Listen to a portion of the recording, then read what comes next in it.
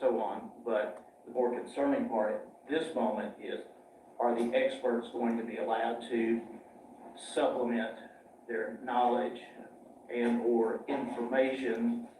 And if so, the state's entitled to a supplemental report and a review of that, and not swear the jury until that is done. However many days, months, weeks that might take. May I have a moment, Your Honor? Thank you, Your Honor. All right. Mr. Bruno. So, Your Honor, I appreciate Mr. Moore's position. There was one thing that was never mentioned in his statement, and that is anything dealing with law. So I'd like to start mine out with the law. Rule 703, basis of opinion, testimony by experts, says the facts or data in the particular case upon which an expert bases an opinion or inference may be those perceived by or made known to the expert at or before the hearing, which would be the trial. So the expert can testify about anything at or before the hearing. The expert could come in here, watch this entire trial, and anything that comes up in the middle of this trial can be used if it's relevant to their opinions. When they take the stand, they can discuss it. There is no rule that says that there is a direct cutoff of when an expert can be supplied with information, and except until they basically finish their testimony. Quite frankly, an expert can be on the stand and can be shown something that they've never seen before, and ask them if that would affect their opinion one way or the other. So the law, that's what I'm basing my argument on, states that we can give them this additional information. The information that we want to provide to the expert is that there's a number of videos that basically come from two sources. The majority of them come from electronics that were seized from Mr. Reinking's apartment. Okay, so it's in discovery. The state's had it, this is not being new.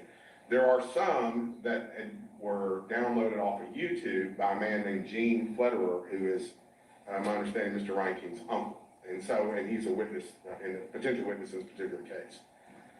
The videos, in a nutshell, basically are videos of Mr. Reinking videoing himself and discussing what's going on in his mind and his head and his paranoia, things along those lines. It's basically delusional type stuff that would support schizophrenia, for lack of a better word. So that's the subject of it. There's a journal that Mr. Reinking had typed prior to the arrest, fairly lengthy, that was provided by the state to Dr. Eisen, who's the expert for MTMHI. It was not provided to Dr. Wood. So that's the journal part of this would go to Dr. Wood.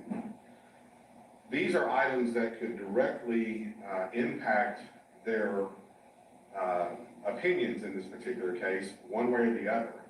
They can get it by us providing it to them, just like we could provide anything else over the past 4 years to them for them to consider.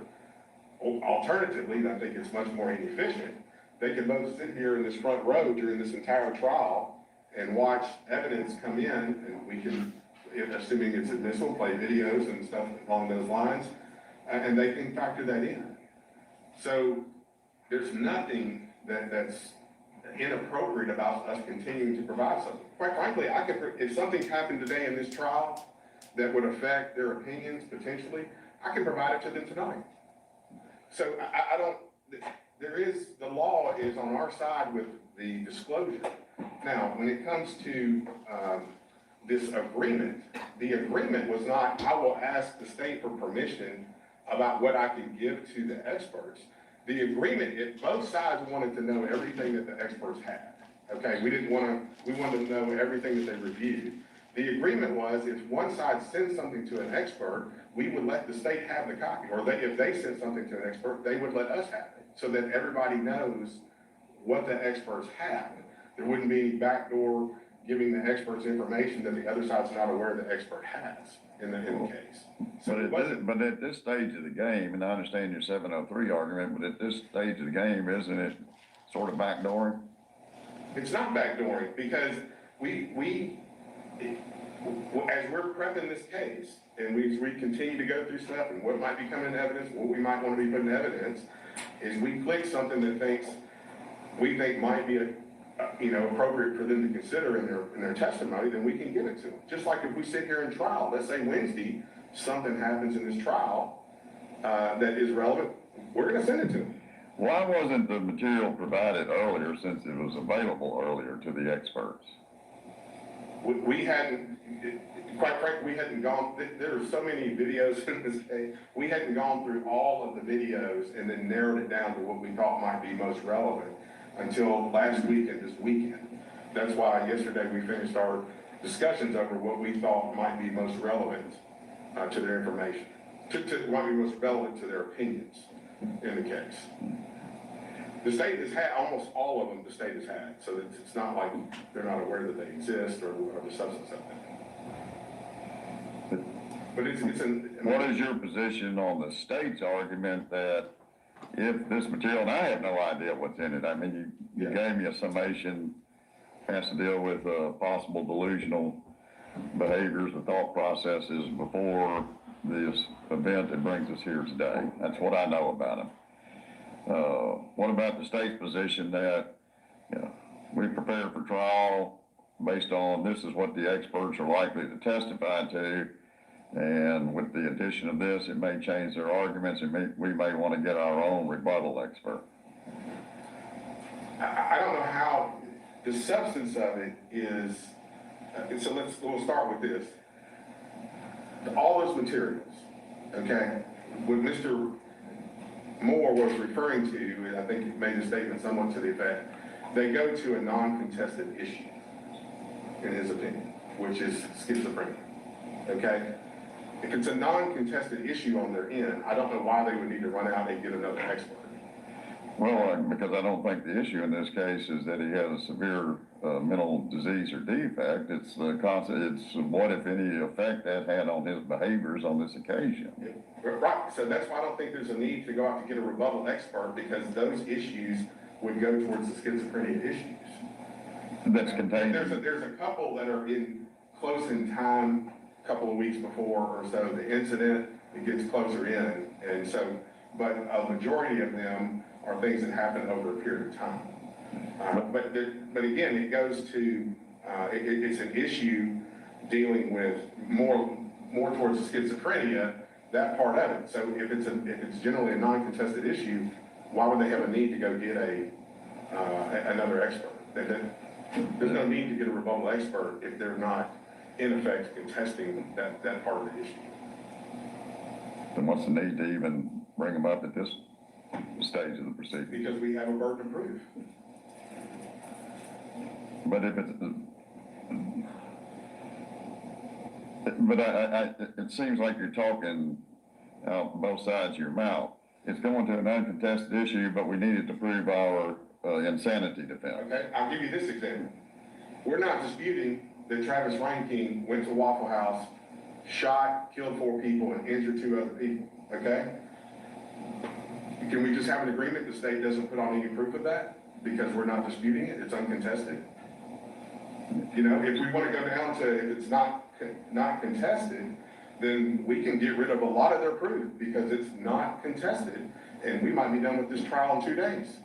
That would be wonderful, but that's not a reality. But it's the same thing for us. We have a burden, and even if they're not going to contest it, we have a burden to put on our proof. So are you suggesting that whatever is in these, and again, I have no idea, whatever is in these videos, journals, whatever the case may be, will have no bearing whatsoever on the ultimate issue in this case as to whether or not he could appreciate the wrongfulness of his conduct?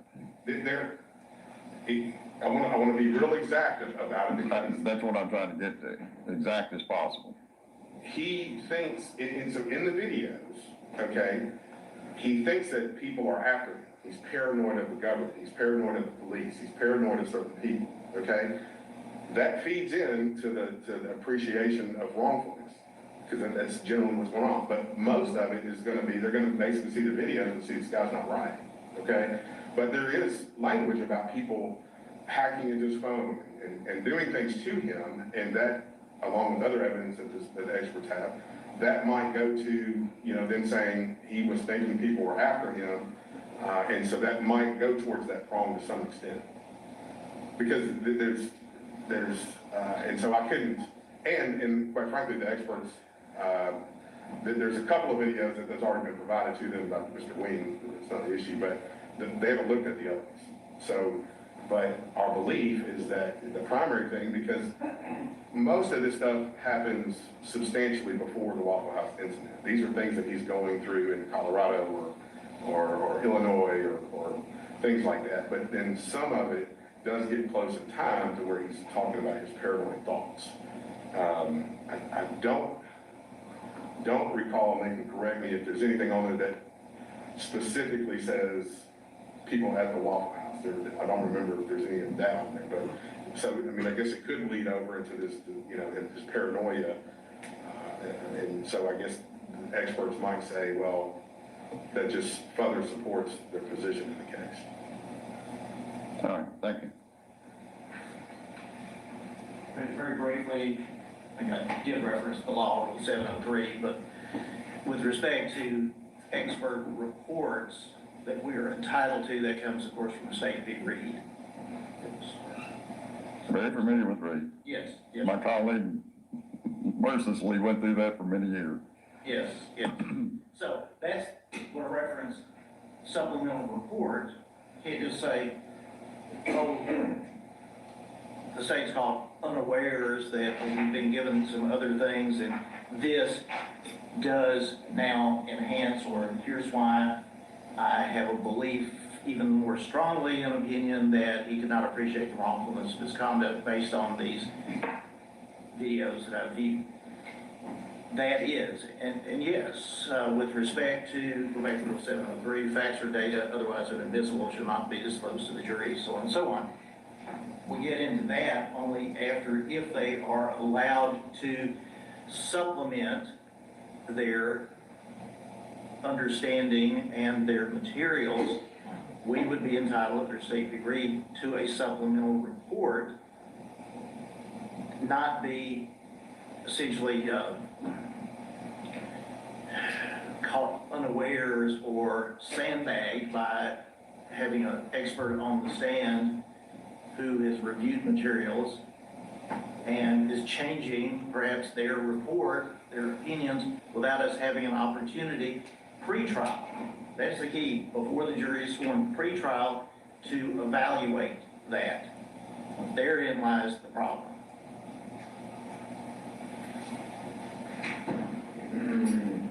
I disagree that there is a continuing, every time they get something new, have to do a supplemental report. If that were the case, if they're sitting in here and tomorrow these videos come in and they say that would affect our opinion, they don't have to go back to the office and do a supplemental report. So that's not where we're at with this. What if we on cross-examination, they get shown something they've never seen before?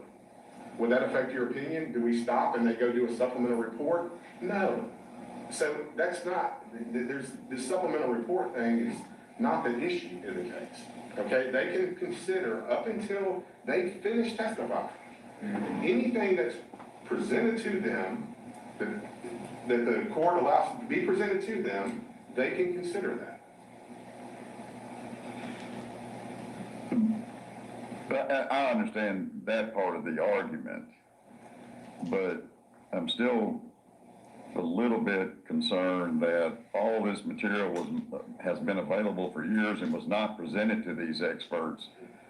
Rule 16 on the discovery rules certainly suggests that that is the appropriate procedures to follow during discovery. And I understand that an expert can sit in, listen to testimony, and go, I had no idea about that, or I didn't understand the significance of that, or just how, no one ever told me these statements were made or conduct exhibited on this particular occasion, when this incident occurred, that they didn't know and it reasonably would not have been expected to be presented to them. But when you're talking about a significant amount of material that obviously could influence an expert opinion, why it wasn't provided much earlier under rules of discovery. What they hear during the course of the trial and things that may come up during the course of the trial or immediately leading up to it, I'm not disputing they might be able that they could possibly rely on under 703, but when you have all of this massive amount of materials that has been in existence forever and wasn't provided to them, I don't think that is the same as what you're arguing here. I agree that things come up during the course of the trial that may influence how an expert looks at things and are not required to go back and type a report.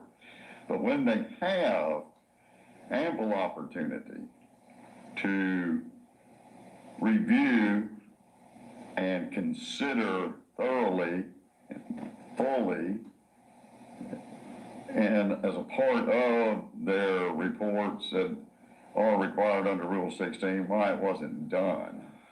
Why is it just now coming up? This isn't something that they're sitting in trial and they might hear and they go, oh my gosh, I didn't know about that. I need to change my thought process. So I don't know if it's a Rule 16 issue, because that's our obligation to give things to the state, the discovery things to the state. I don't think that's the obligation that goes towards what we have to provide an expert in advance.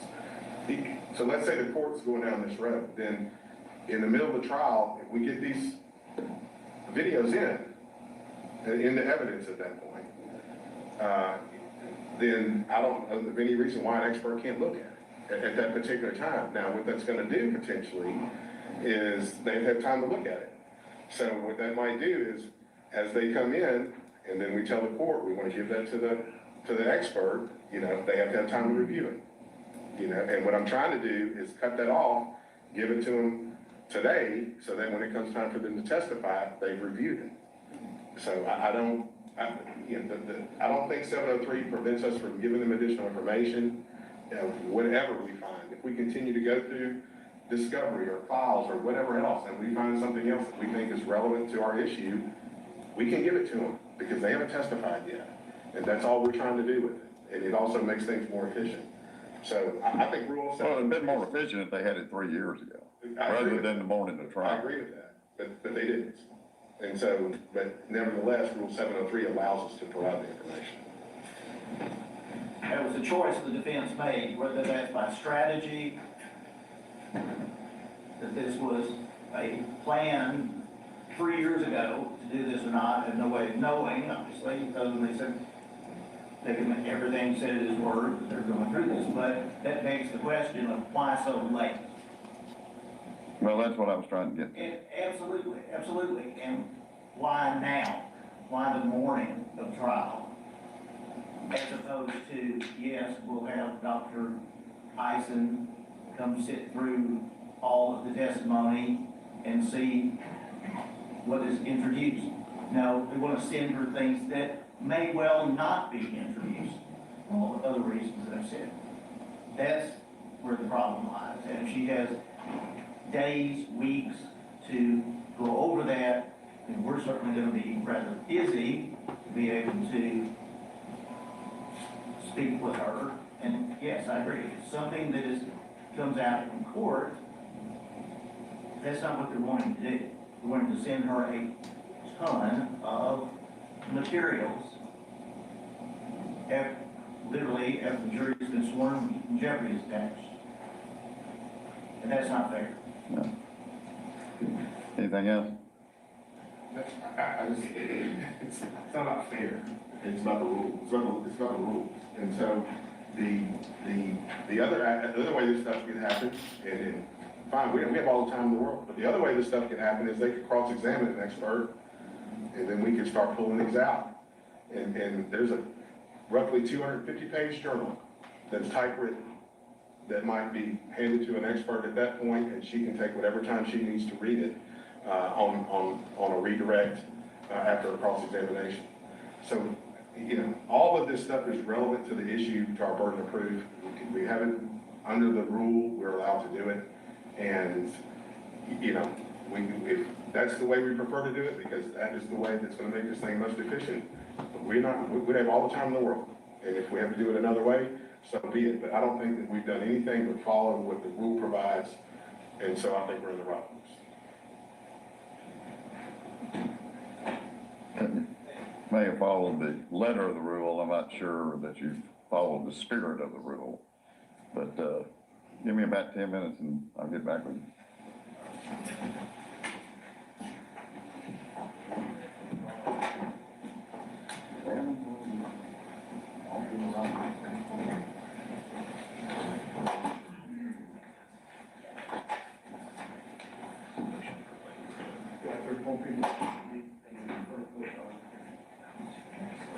Ladies and gentlemen, I just want to let y'all know we can use, ladies and gentlemen, here with their computers and phones out, their journalists, and they're doing reports. I didn't want you to think I was singling anybody out as far as the rules of the show, okay?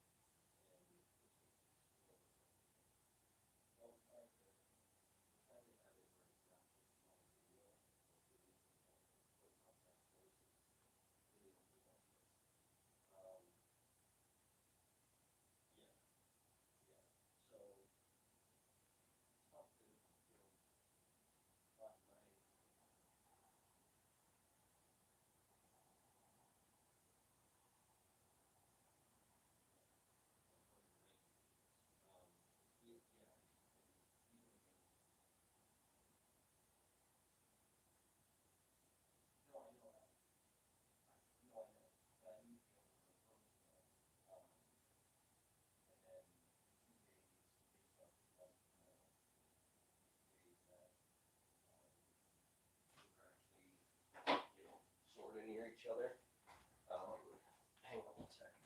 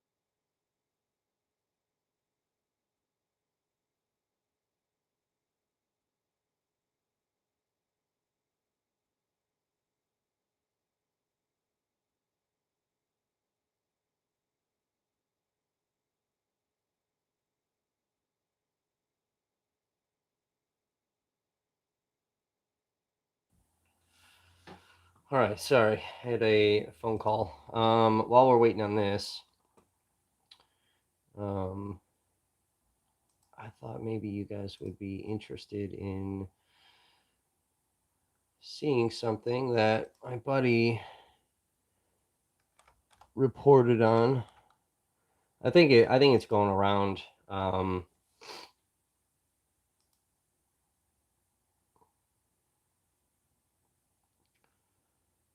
I think it's been going around the internet.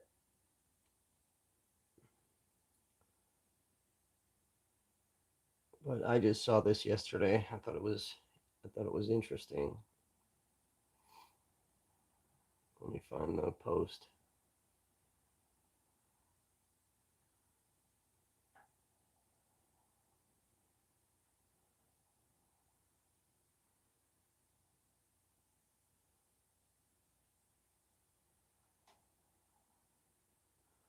Right here.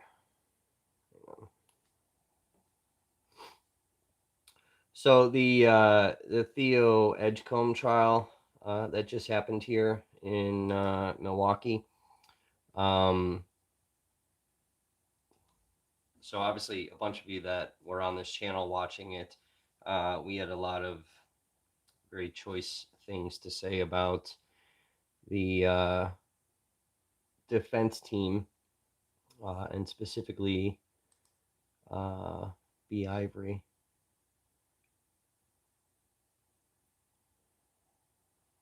Come on, what the fuck?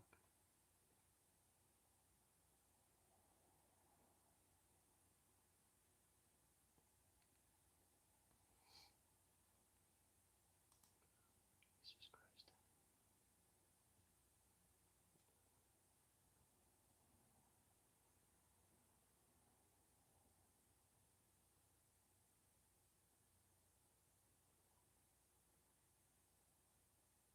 Oh shit, is the video gone?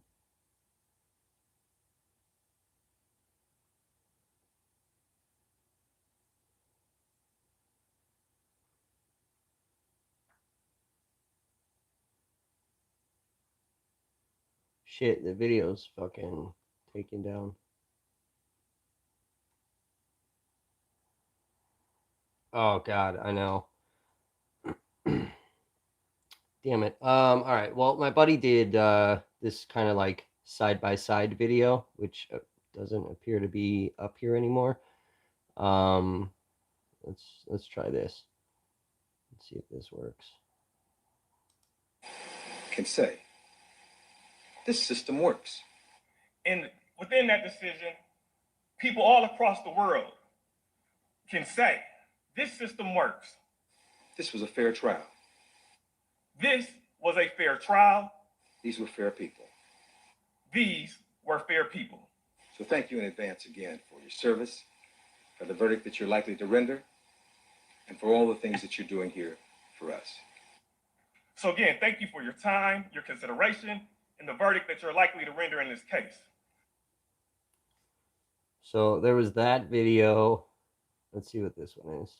He said the highest act of citizenship is jury service. And you're embarked on that jury service today. But it doesn't stop with just coming down and taking notes. And it doesn't just stop with you coming down today, taking a few notes. When it stops is when you, if you can, render a verdict in this case. It only stops if you can and will reach a verdict in this case. A verdict rendered devoid of sympathy for or passion against Mr. Simpson or any side of this case. A verdict that is based off the evidence and devoid of any type of likeness or bias or anything that you might have for the defendant. You made these promises, and both sides are mindful of those promises. And we know that you're going to keep those promises. Now, you made these promises, and we are mindful of those promises, and we expect that you're going to keep them. And of course, we know that you will live up to your promises.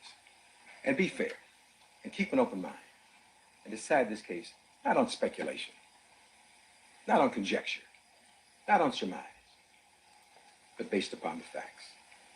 Now, we know that you're going to keep these promises and be fair and keep an open mind and decide this case, not on speculation, not on conjecture, not on surmise, but based upon the facts. You then, as jurors, are the conscience of this community. You then, jurors, are the consciousness of this community. Your verdicts set the standards. Your verdicts set the standards. You have this rare opportunity, it seems to me, to be participants in this search for justice and for truth. You have this rare opportunity, as it seems, to be participants in this search for justice and for the truth. You'll be able to render perhaps the most important decision of your lives. You will likely reach one of the most important decisions of your life. So that people all across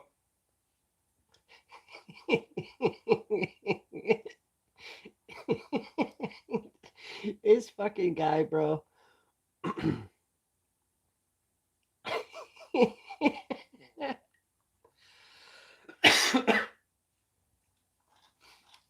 He literally copied fucking Johnny Cochran's opening speech. Oh, dude, I know.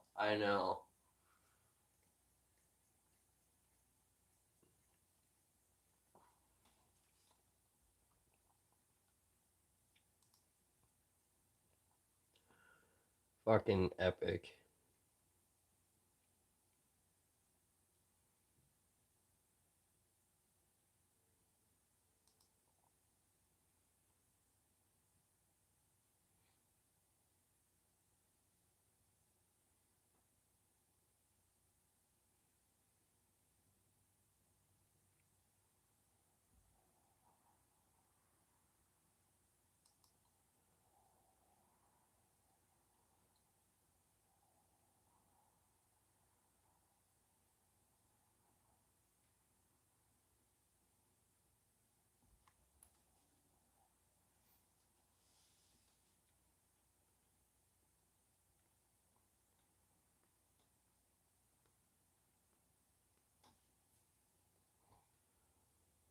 All right, they're still on a... So my buddy wrote, several area lawyers thought the opening statement from defense counsel B. Ivory Lamar sounded familiar. No wonder. Much of it was copied word for word from Johnny Cochran's opening in the defense of O.J. Simpson in 1995. Lawyers frequently copy and paraphrase each other, said Milwaukee lawyer Daniel Adams. Imitation is the highest form of flattery, after all, but I've never seen someone do it so flagrantly, basically reading a transcript from the most famous trial of our lifetimes. Adams said Lamar probably hasn't tried enough cases to develop his own trial persona and voice yet, or realize older lawyers might recognize the Cochran passages. All right, here we are. Anything else that either side wishes to say? No, Your Honor. How, I'm going to allow the experts to review it. They will have to report back to the court with a supplemental report no later than 6 p.m. tomorrow night, so that the state will have the opportunity, and they'll have to set themselves up at the state's convenient to be interviewed if it changes any of their underlying opinions as to the ultimate issue in this case. And then two, the state can take whatever means necessary to get a rebuttal expert if they feel it's necessary. I think a lot of this can be dealt with on cross-examination, that, showing what their real opinion was at one time and how it's suddenly changed, even though the evidence or the information's been there for 4 years, and why are you just now changing your opinion? And cross-examination can go a long way to... I mean, after they've looked at it, we certainly don't anticipate.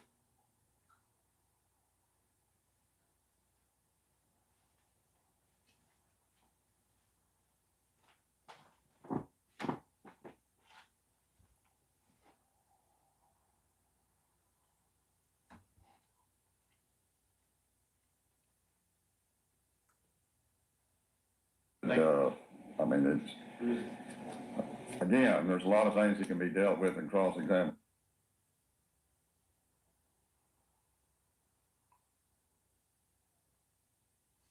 Rules have certainly not been followed, but it does allow them information at, before, during the hearing.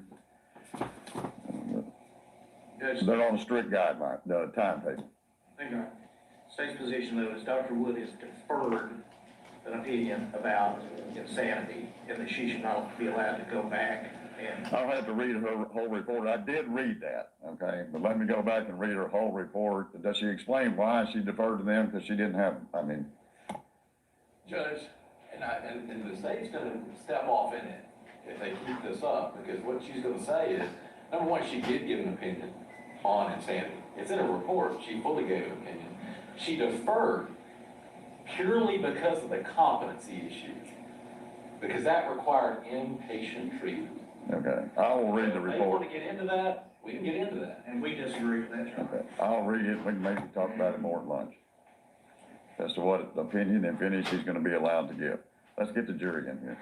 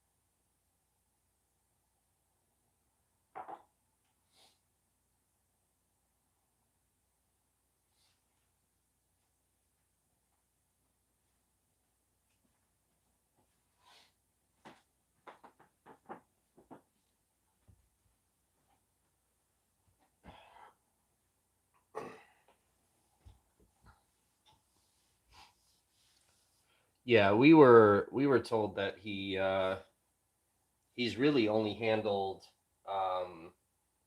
like school district bully policies and like racism policies or whatever. He's not a trial attorney. So.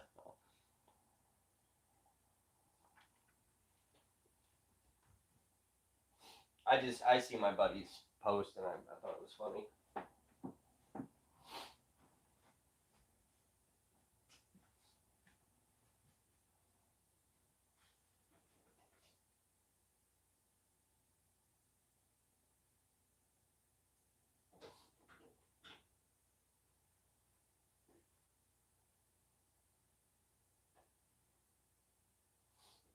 Sorry for a little bit of the slow start. First day can always be kind of rough because particularly in a situation like this, you got a lot of procedural things you need to address and this type of thing. So I appreciate your patience.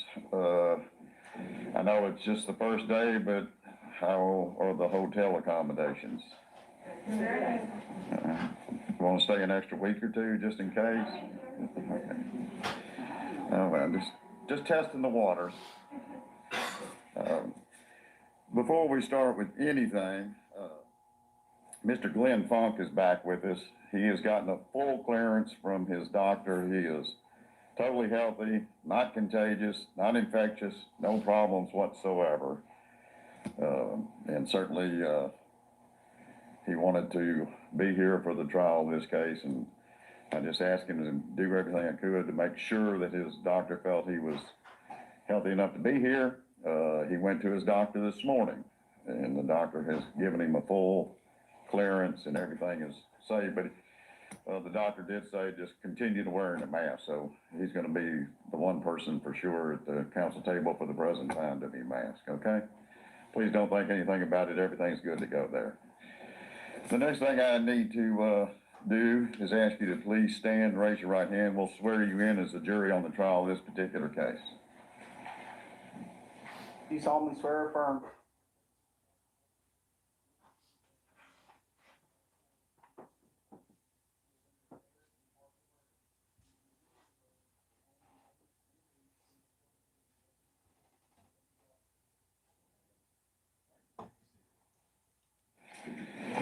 Just a couple other things as this trial unfolds.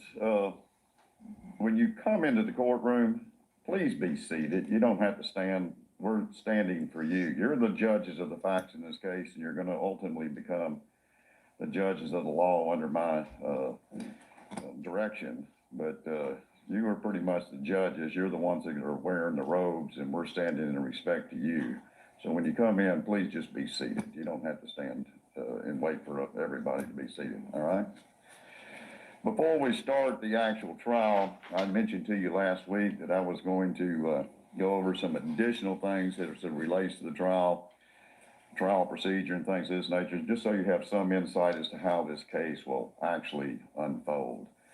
As I indicated to you last week, and it was brought to your attention several weeks, this is State of Tennessee versus Travis Reinking. Mr. Reinking is charged with 8 counts of first-degree murder, 4 being by premeditated murder and 4 being by felony murder. Also, as I indicated to you last week, these are alternative theories of the same offense. They are alleged to have been 4 homicide victims. So when you begin your deliberations, you will be required to render a verdict as to each theory. So, and you can find Mr. Reinking guilty of all of them, not guilty of all of them, guilty of some, not guilty of others. But the point is that you will have to render a verdict as to each of those 8 counts of first-degree homicide or any lesser included offense that I charge you. He is also charged with 4 counts of attempt to commit first-degree murder and 4 counts of employment of a firearm during the commission of a dangerous felony. I will give you the detailed instructions on each of those at the end of the trial and the elements that we discussed last week, what makes up each of those crimes. Mr. Reinking is presumed innocent of all the charges against him, and that presumption remains with him throughout the trial of the case unless the state proves beyond a reasonable doubt unanimously to the satisfaction of the jury that he is guilty of 1 or more of the offenses with which he is charged. The indictment charging Mr. Reinking with these crimes are not evidence against him and cannot be considered or used against him in any manner whatsoever. How that indictment issues is totally different than what brings us here today, and for you to ultimately decide. Different levels of proof, different types of proof, everything is totally different, and therefore it cannot be considered under any circumstances as evidence or be used against him in any manner whatsoever. Normally, the first thing we do when we start a trial is jury selection. We spent 4 days last week accomplishing that, so we're beyond that point. Once the trial of this case will starts, the first thing that will occur is that one of the state's attorneys will get up and read the formal indictment to you that sets forth each of these 16 counts with which he is charged. The indictment basically contains the elements that are expected to be, that the state expects to prove during the course of his trial. Mr. Reinking will then enter his formal pleas of not guilty, I assume not guilty as to each of the 16 counts. Once that is done, then we will proceed with opening statements.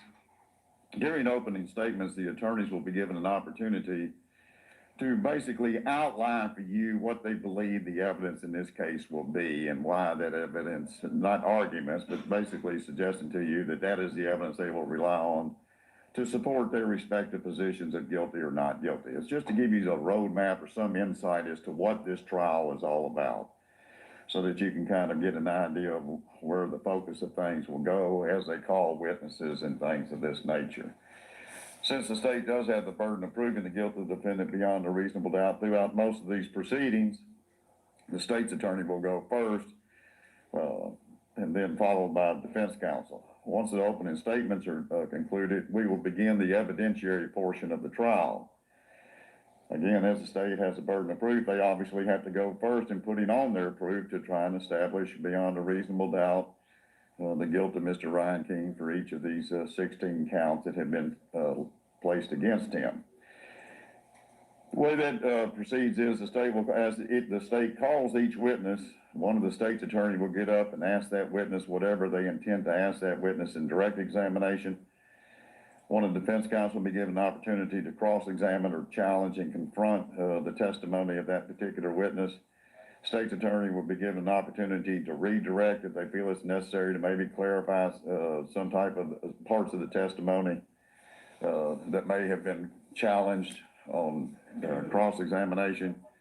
If that happens, then the defense attorney will be given an opportunity to cross-examine, and this process will continue with each witness until both sides have asked and answered any and all questions they intend to ask of that witness. You have been previously, wasn't attached to their questionnaire, a list of all the witnesses, and you've indicated that you don't know any of them, but I think there were 62 witnesses. I'm not sure all 62 will be called to testify or not, but be that as it may, there could be a long list of witnesses to be called and testified, to testify. As we go through the process, and these witnesses are called, if you cannot hear a question asked by an attorney, or if you cannot hear an answer provided by a witness, please advise us immediately. It is absolutely imperative that you, as the sole judges of the facts in this case, be able to hear not only the answers given, because that's the evidence, but you have to be able to hear the questions so you can put the answers in context. And sometimes the questions can be, and I will instruct you how, can be considered a part of the evidence if it's a hypothetical type question, for example, and the witness agrees with it, then the question, the contents of that question can become evidence. But the important thing is that you hear both sides so that you fully understand, appreciate, and can evaluate the evidence as it's introduced. You do have notebooks and writing instruments to take down any notes that you wish to do, and please do that. As I said, this process will continue until each and every witness is called by the state. At the conclusion of the state's case in chief, whenever that may be, there will be a recess that will require to be taken, even if it's in the middle of the day. I told you that we would do everything possible to address issues either before trial, during lunch, or after trial, so as not to delay or your time here or waste your time here where you're just sitting and twiddling your thumbs or whatever the case may be. So we will try and deal with those issues, but one we just got to deal with as soon as the state's case in chief is concluded, and those are some motions and some legal issues that the court has to address with the attorneys. Once we have addressed those issues and we come back into the court, then the defense will put on any proof that the defendant intends to put on.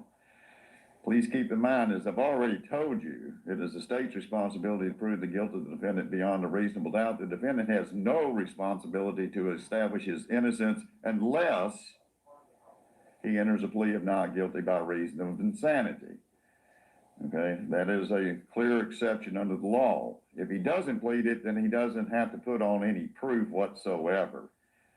But if he does plead not guilty by reason of insanity, then the burden of proof of the issue of insanity must be established by clear and convincing evidence by the defendant. Okay, it's a different situation where he is pleading insanity as a reason for being found not guilty versus just a general plea of not guilty. In fact, most offenses, the state still has the burden, but insanity is one which by law is placed upon the defendant to establish. So when we come back, if that's his plea, when we come back from that recess after the state's case in chief, then the defense will put on any and all proof the defense intends to put on during the course of this trial. And the procedure is the same as the state's case in chief, except for the roles of the parties will reverse, with the defense asking the questions and direct and redirect, the state's attorneys asking the questions and cross and recross. And this process will continue until any and all of the defense witnesses have been called and questioned. At the conclusion of the defense proof, there may be rebuttal proof by the state. In a case like this, certainly that will depend in part on what testimony is presented by the defendant. If that occurs, then we go back to the original process with the state asking the questions first and defense asking questions and cross and recross. Once all of the evidence in this case has been presented, then the attorneys will have an opportunity to address you in closing arguments. During closing arguments, the attorneys will spend time not only, one, to point to what they believe is the most critical evidence in terms of evaluating in order to render verdicts of guilty or not guilty. Obviously, you have to consider all of the evidence that is presented during the trial of this case, but certainly some evidence you may ultimately decide carries greater weight than other evidence, and they're going to argue what that evidence is. Also, during closing arguments, they will argue to you the law that exists in this case or will be presented to you in this case, and how that law applies to the evidence in this case to assist you and give you guidance in trying to help you render the verdicts. Obviously, they're going to argue from their respective sides. The state will argue how that evidence, when the law is applied to it, supports their position of guilty. And when the defense argues, they will point to the evidence in the law that supports their contention that Mr. Reinking is not guilty. Please keep in mind, what the attorneys say to you in opening statements and what they say to you in closing arguments is not evidence. So when we start this trial, please, on your notebooks, you can take notes about what they say, but anytime the attorney is speaking directly to you, make a note that that's the attorney speaking and don't get it confused with the evidence in this trial, because what they say is not evidence. So, and I'll give you a charge on all of that as well, but I just want to make it clear that you need to note when you're taking down anything you say, that if it's the attorneys, it's just to help you better understand something, and it's not evidence in the trial of this particular case. But during the closing arguments, the state's attorney will argue first. Defense counsel will be given an opportunity to argue their case, and the state will be given the last opportunity to address you in the closing arguments. Once the arguments have been completed in this case, then it is my duty to read to you all the law that applies to this case, and which will be contained in the jury charge. I am required to read that to you in open court in the presence of all the parties. You will have a copy of that jury charge. Can't finalize the jury charge until all the evidence in the case has been submitted, so I don't know exactly how long it'd be. My guesstimate right now is it'll take maybe an hour and a half or so to read to you.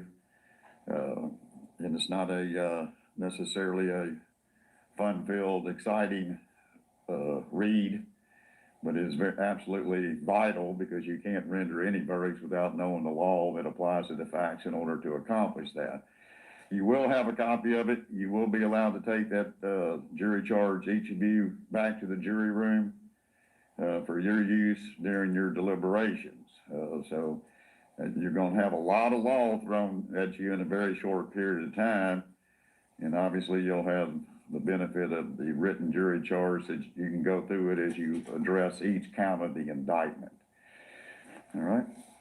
Once the case is submitted to you, you take over the responsibility of determining guilt or innocence as to each of the 16 counts. As I indicated to you last week, if you find that Mr. Reinking is guilty of one or more of the accounts of first-degree murder, then we will have a separate hearing for you to determine whether or not his punishment should be life in the penitentiary with parole or without parole. And so we will have another hearing. There will be additional testimony at that time. The procedure is the same as in the trial, with the state putting on proof first and the defense putting on proof, and the same procedure for direct and cross-examination, so on and so forth. You'll be given there'll be additional arguments, open statements. You'll be given additional charge by the court as it relates to that phase of the trial. Usually, that phase of the trial is not necessarily that lengthy, oftentimes in a day, maybe because of the number of alleged victims in this case. It could be more, but usually within a day. But I just be prepared for it in the event that we have to get to that phase of the trial. A couple other things I want to go over with you, and some of this was briefly mentioned the other day, and just some other fundamental.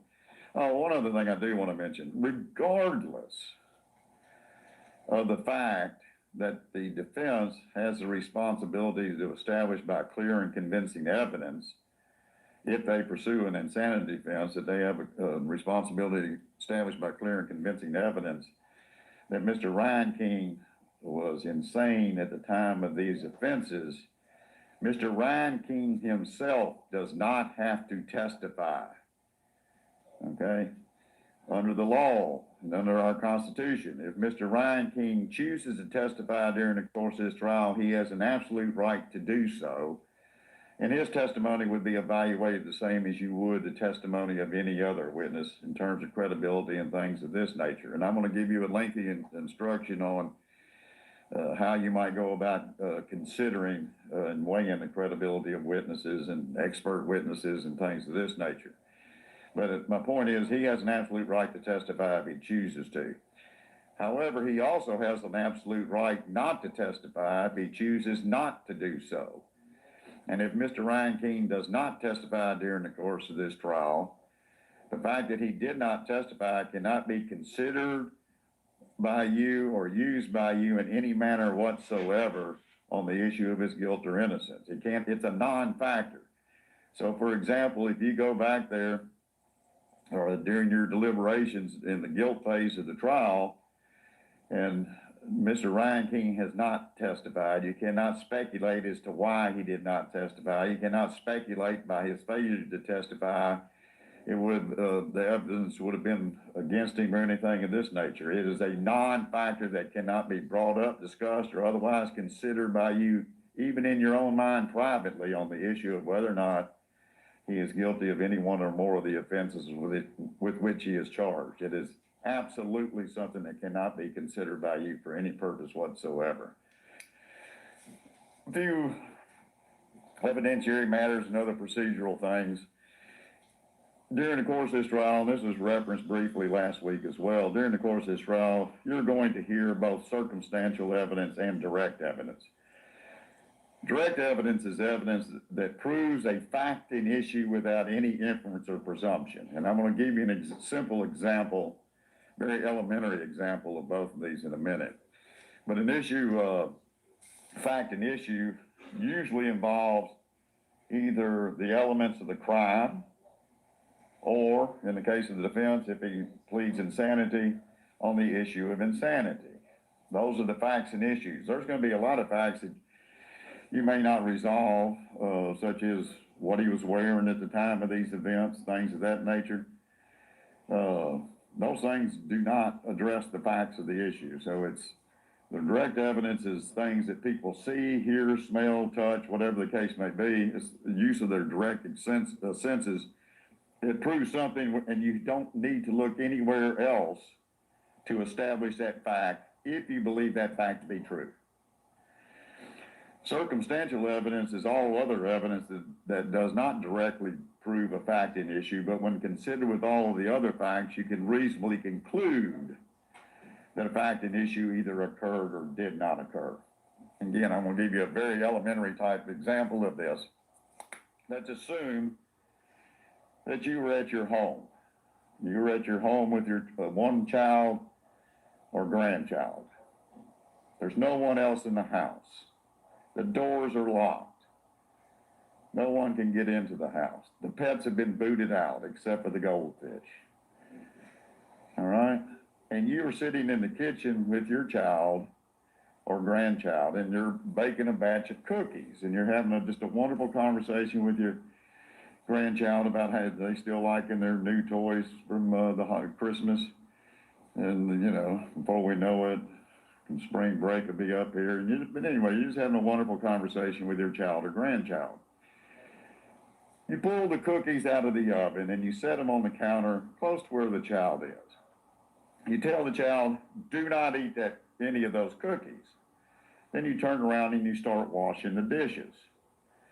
All of a sudden you notice that the conversation has come to a screeching halt, so you turn around to see what's happening. Lo and behold, there's a child sticking a cookie in his or her mouth. Okay, you seeing the child eat that cookie is direct evidence that the child ate the cookie. If the child were charged with disobeying a lawful order not to eat a cookie, and the child was on trial for that, and you got on the stand and testified to what you saw, if the jury believed what you saw, they would not have to look anywhere else for the state to establish beyond a reasonable doubt that the lawful order was given and the lawful order was disobeyed. That's direct evidence. You take that same fact scenario, but instead of turning around to wash the dishes, you leave the room. And when you come back into the kitchen, you notice that there's 10 cookies rather than 12. You notice that the child has cookie crumbs on his or her mouth and his or her lap and around his or her feet, and a big, huge smile on his or her face. You didn't see the child eat the cookie, but when you take all of these different individual facts and put them together, you can reasonably conclude that what happened is the child must have eaten the cookie, because there was no one else in the house, including the pets. The doors were locked. They were still locked when you came back into the kitchen, so on and so forth. The cookie crumbs and everything else, and more importantly, maybe the big smile, who knows? But whatever the case is, you can take all that evidence together and make that reasonable conclusion. That is circumstantial evidence. The important thing that you need to understand is that both evidence are to be treated however you wish to treat it. One's not better than the other. Direct evidence is not better than circumstantial evidence, and the other way around. How you want to weigh that, you have to weigh all of the evidence, direct and circumstantial, but you will decide what weight you want to give any evidence that you hear.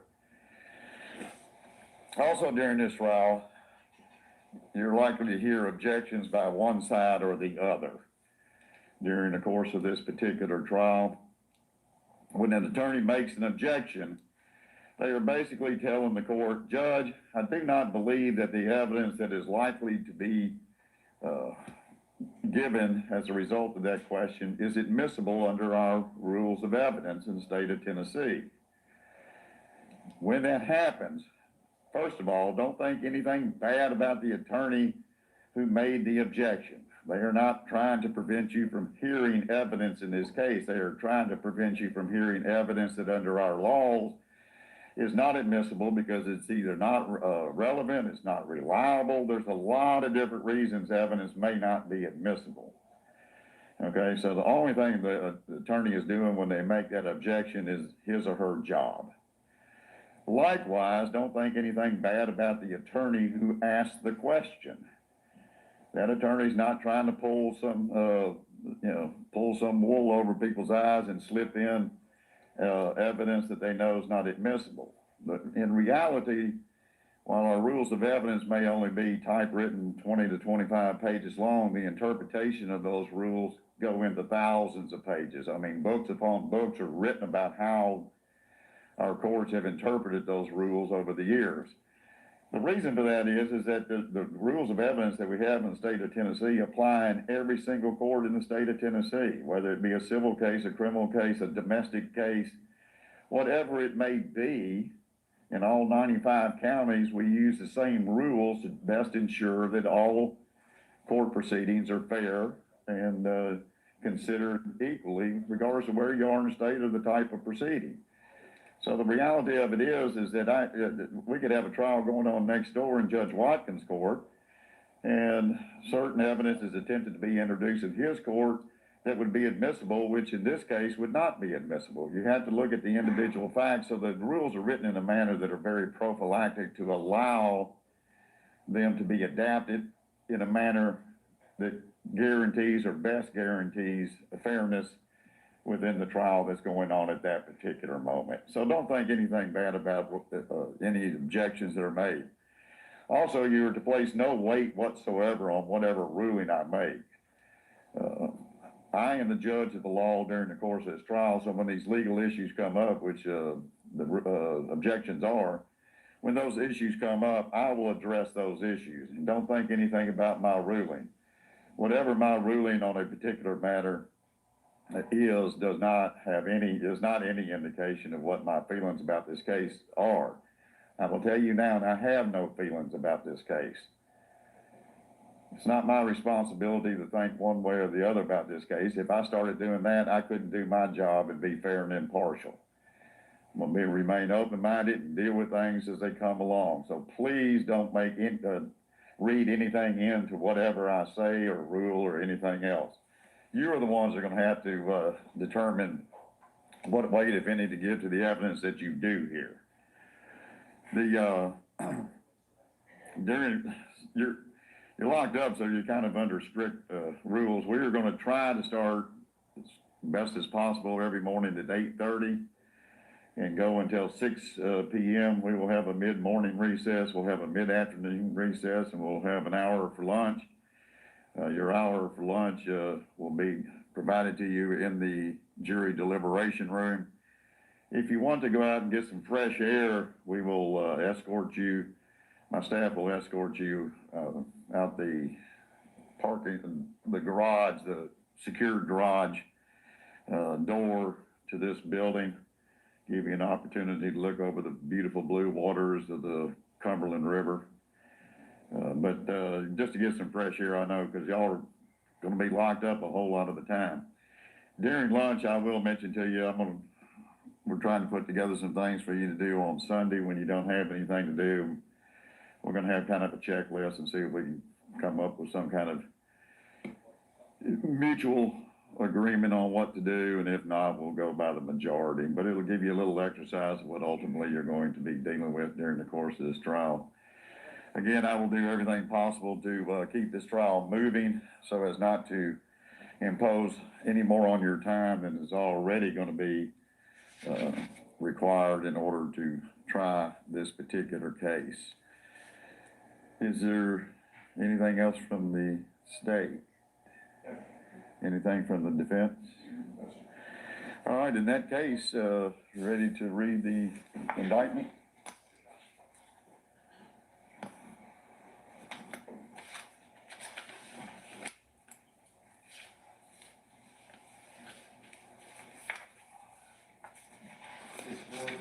And the jury, the indictment in this case reads as follows. State of Tennessee, Davidson County, count 1. Grand jurors of Davidson County, Tennessee, duly impaneled and sworn upon their oath present that Travis J. Reinking on the 22nd day of April 2018 in Davidson County, Tennessee, and before the finding of this indictment, unlawfully, intentionally, and with premeditation, did kill Joe Perez Jr. in violation of Tennessee Code Annotated Section 39-13-202 and against the peace and dignity of the state of Tennessee. Count 2. The grand jurors of Davidson County, Tennessee, duly impaneled and sworn upon their oath present that Travis J. Reinking, on the 22nd day of April 2018 in Davidson County, Tennessee, and before the finding of this indictment, unlawfully, intentionally, and with premeditation, did kill Torian Charles Sonderland in violation of Tennessee Code Annotated Section 39-13-202 and against the peace and dignity of the state of Tennessee. Count 3.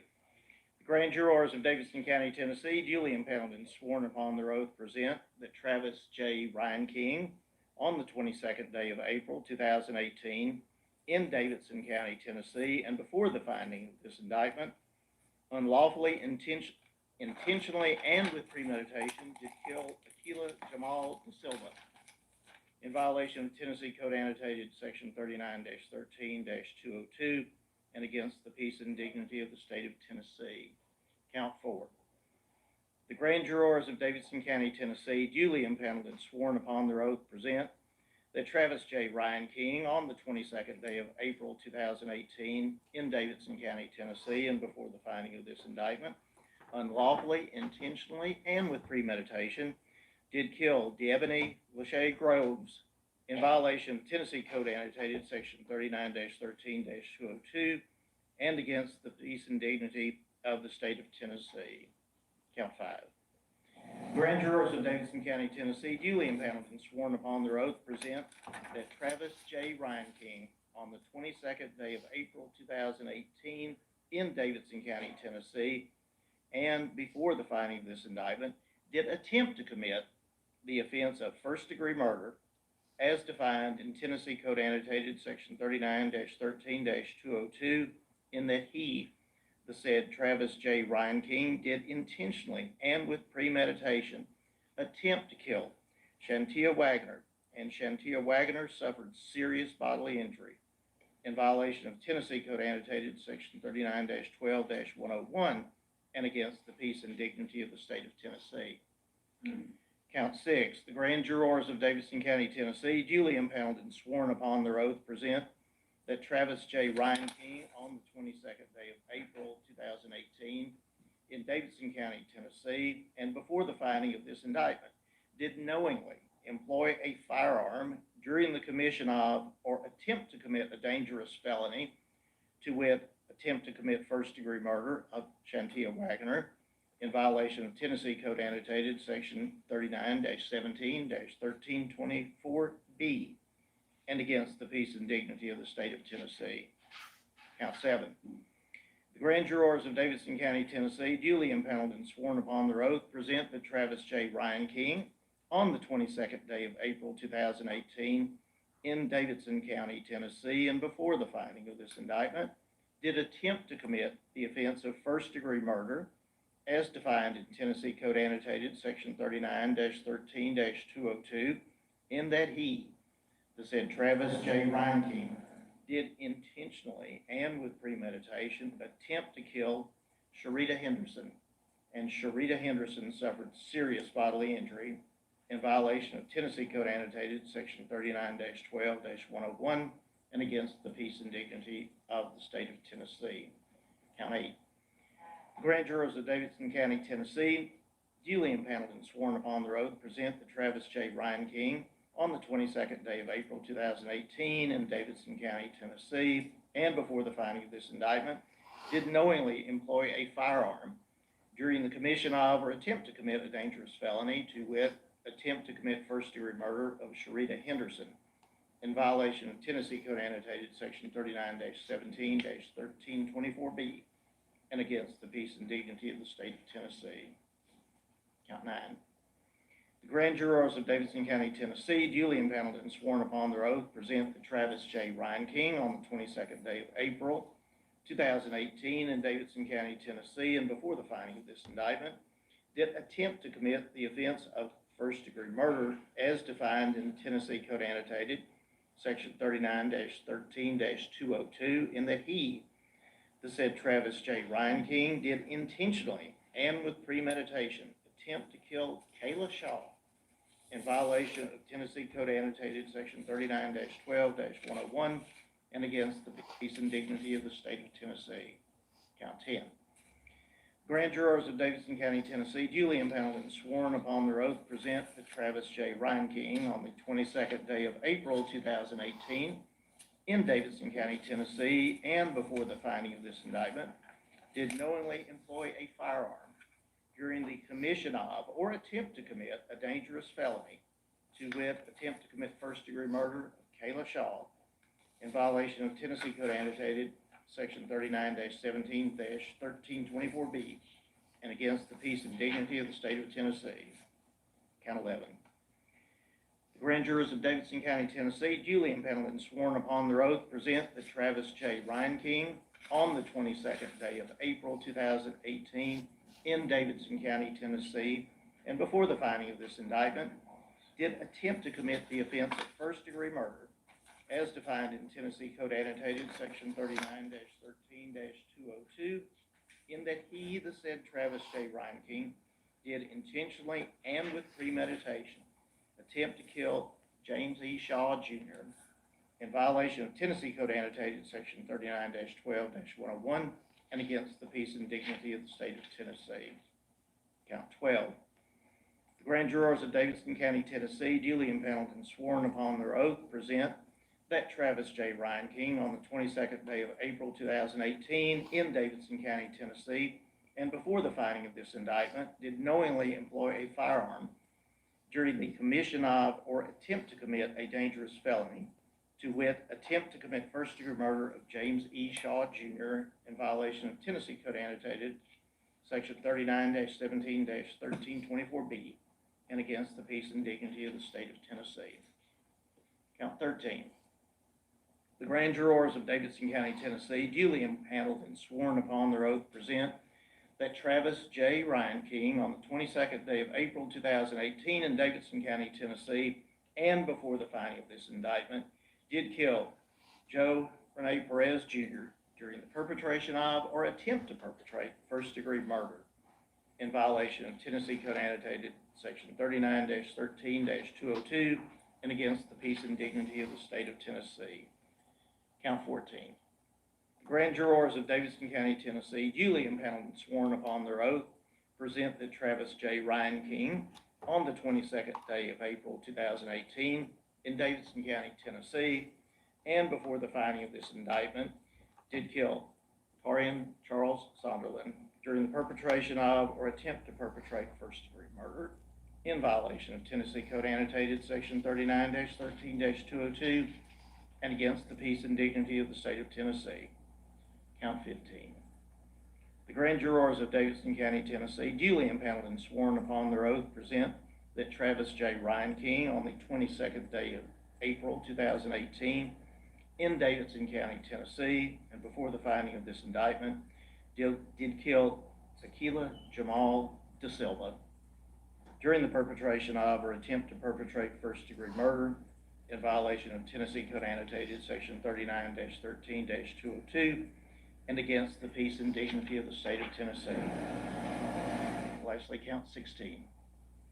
The grand jurors of Davidson County, Tennessee, duly impaneled and sworn upon their oath, present that Travis J. Reinking, on the 22nd day of April 2018 in Davidson County, Tennessee, and before the finding of this indictment, did kill DeEbony Lachey Groves during the perpetration of or attempt to perpetrate first-degree murder in violation of Tennessee Code Annotated Section 39-13-202 and against the peace and dignity of the state of Tennessee.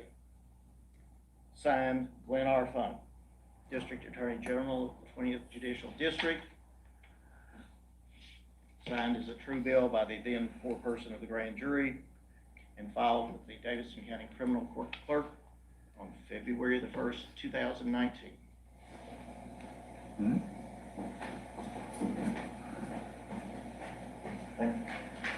And to the 16 counts of the indictment, how does Mr. Reinking plead? Your Honor, Mr. Reinking pleads not guilty by reason of insanity. All right. Members of the jury, you've heard the indictment read. The formal pleas is not guilty by reason of insanity entered in this case. As a reminder, I will tell you that the indictment is not evidence against Mr. Reinking and cannot be considered or used against him in any manner whatsoever. It is simply the formal written instrument that brings him into this courtroom and places him on notice as to why he is even in this courtroom. Ready to proceed with opening statements? Yes, sir.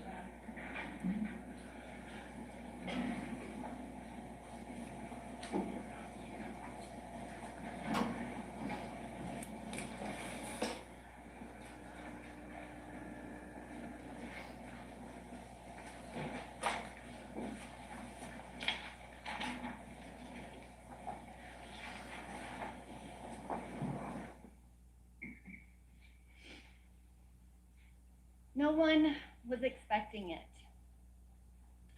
None of the 22 people that were in the path of Travis Reinking at the Waffle House at 3571 Murfreesboro Road, none of those 22 people were expecting the mayhem and destruction that Travis Reinking had planned for them. Now, about 10-15 minutes earlier at that Waffle House, there weren't near as many people. There were only 10 people inside just a few minutes before. That Waffle House location was actually new. There was another Waffle House further down Murfreesboro Road that was always extremely busy. Several of those 22 people actually went to that Waffle House first and decided to go to this new location. And in those early hours of 3 a.m. on that Saturday night, early Sunday morning, April 22nd, 2018, there were only 6 customers that had been in the Waffle House. There was a couple, Lawrence Wells and his girlfriend Amaya Harris. They're sitting on the far side of the restaurant. This Waffle House was set up just like every other Waffle House. You walked in, there's a long counter with a bar. To the right, there are 3 booths in the bathrooms. You go to the left, there are 3 booths, and then you could go behind the counter where the cooks and the employees would be. The Lawrence Wells and Amaya Harris, they're over on the left near that kitchen entrance. There's a booth right next to them, a married couple, Brittany and Matthew Cordova. They're sitting there. And all the way across the restaurant, there are 2 friends that are sitting together. Trayvon and Bart, Mike Bart. They're there just having a good time with their friends and loved ones. And in those early morning hours, more people start to arrive. Aquila De Silva and his older brother, Abede De Silva, they show up, they're with their girlfriends. They had been out that night. Aquila is with his girlfriend, Shantia Wagner. Abede is with his girlfriend, Alexis Lane. And Abede will testify as well as Shantia, and will tell you that they actually were tired. They had been out that night, they were tired, they were hungry.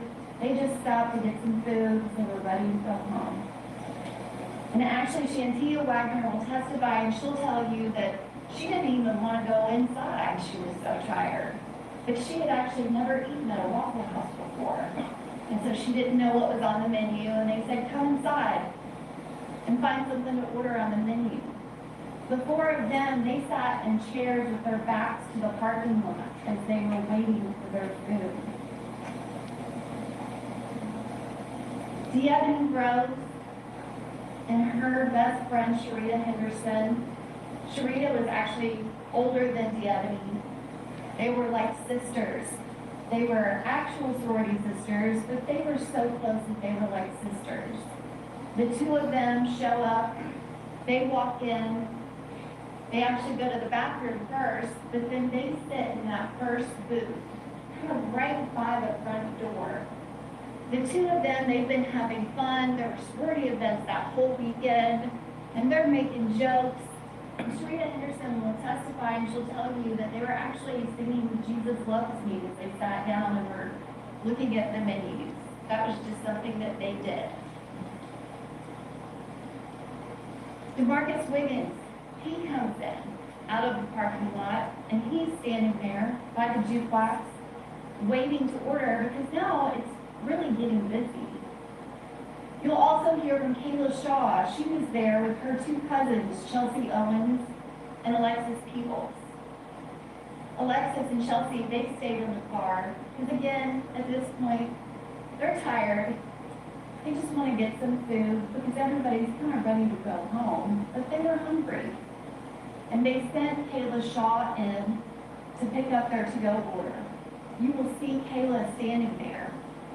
She's wearing a pink shirt. She's standing right there at the bar. And she's standing there just waiting for her food.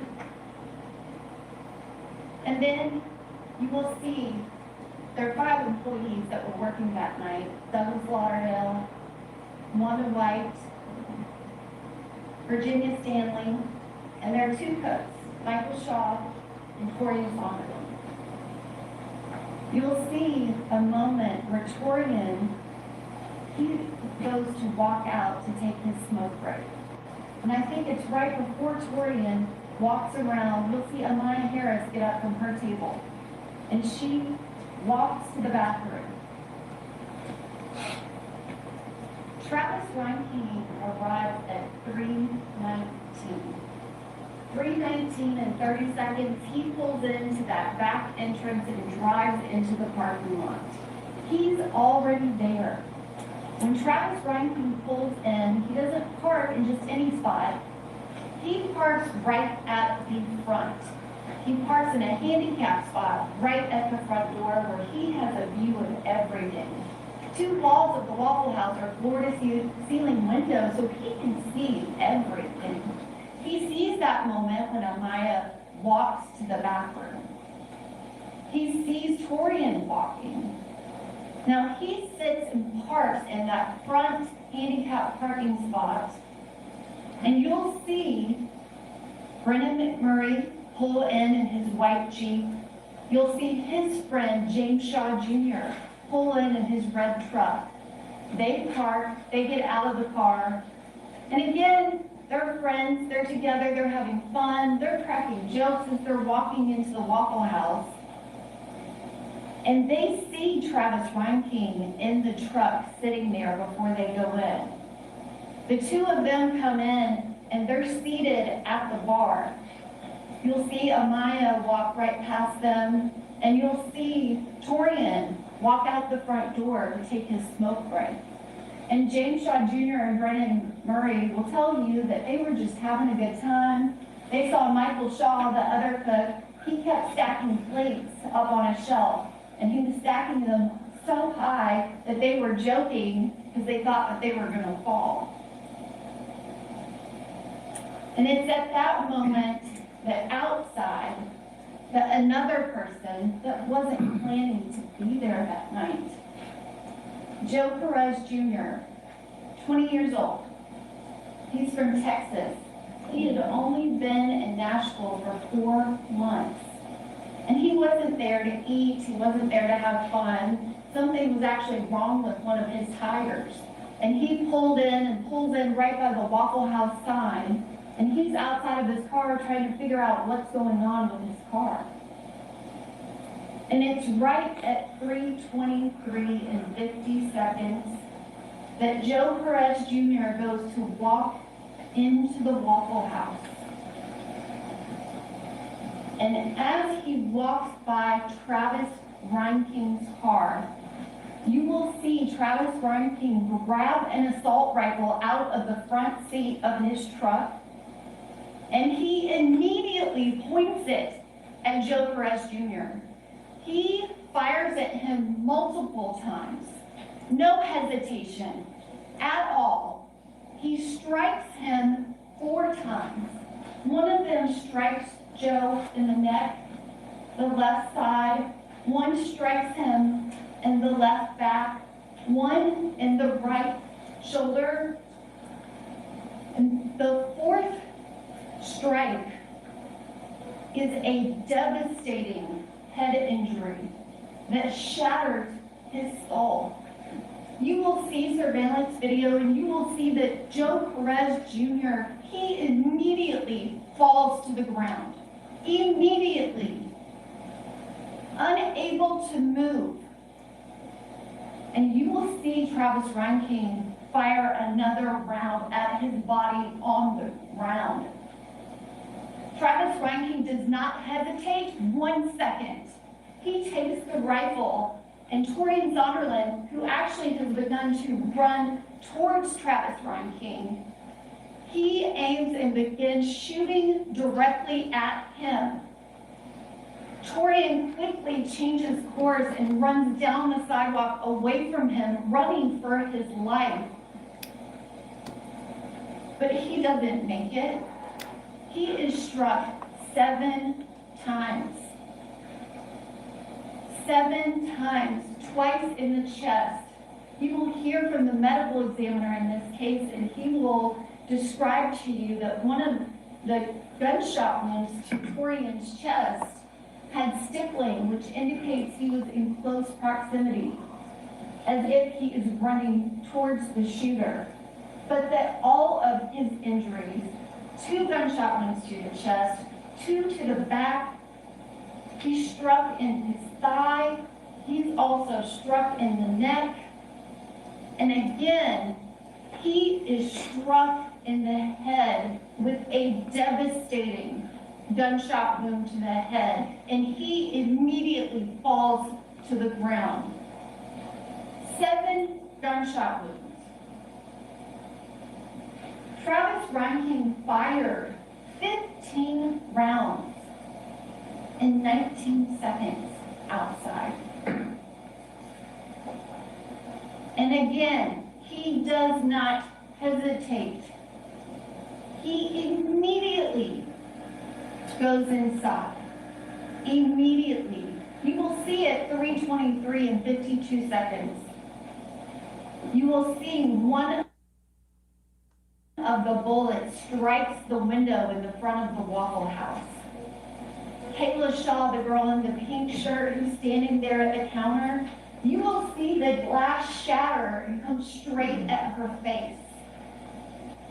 That is the moment where everyone runs for cover. Aquila De Silva and Shantia Wagner, they run to the left where the booths are, towards the kitchen. His brother Abede and Alexis Lane, they run to the right. James Brennan, Michael Sharl, James Brennan and James Shaw, Mike Garth, and Trayvon, they all run into the bathroom where Amaya is. Travis Reinking, when he walks in that door, Kayla has literally dropped to the floor, entering her side at the moment that glass blew in. She is laying with her face towards the counter, and she is playing dead. Travis Reinking does not go to the left. Go to the left, around the counter where the employees would be. He does not go that way. He does fire that direction as he sees Aquila and Shantia Wagner scrambling on the ground, running for cover, trying to get under a booth around something to get away from him. He sees them and he fires at them both and strikes both of them. But he does not go left. He doesn't go to where the employees would be. Travis Reinking immediately goes to the first booth where the customers are. He goes to Sharita Henderson. He goes to DeEbony Rose. These two girls, they drop to the ground. They're hiding under the table, lying on the floor. And Sharita Henderson will testify, and she will tell you that she looked him in the eye. He looked right at her, and he fired at her and shot her. And she was trying to cover her friend, but that was not possible. There is not room for that to happen.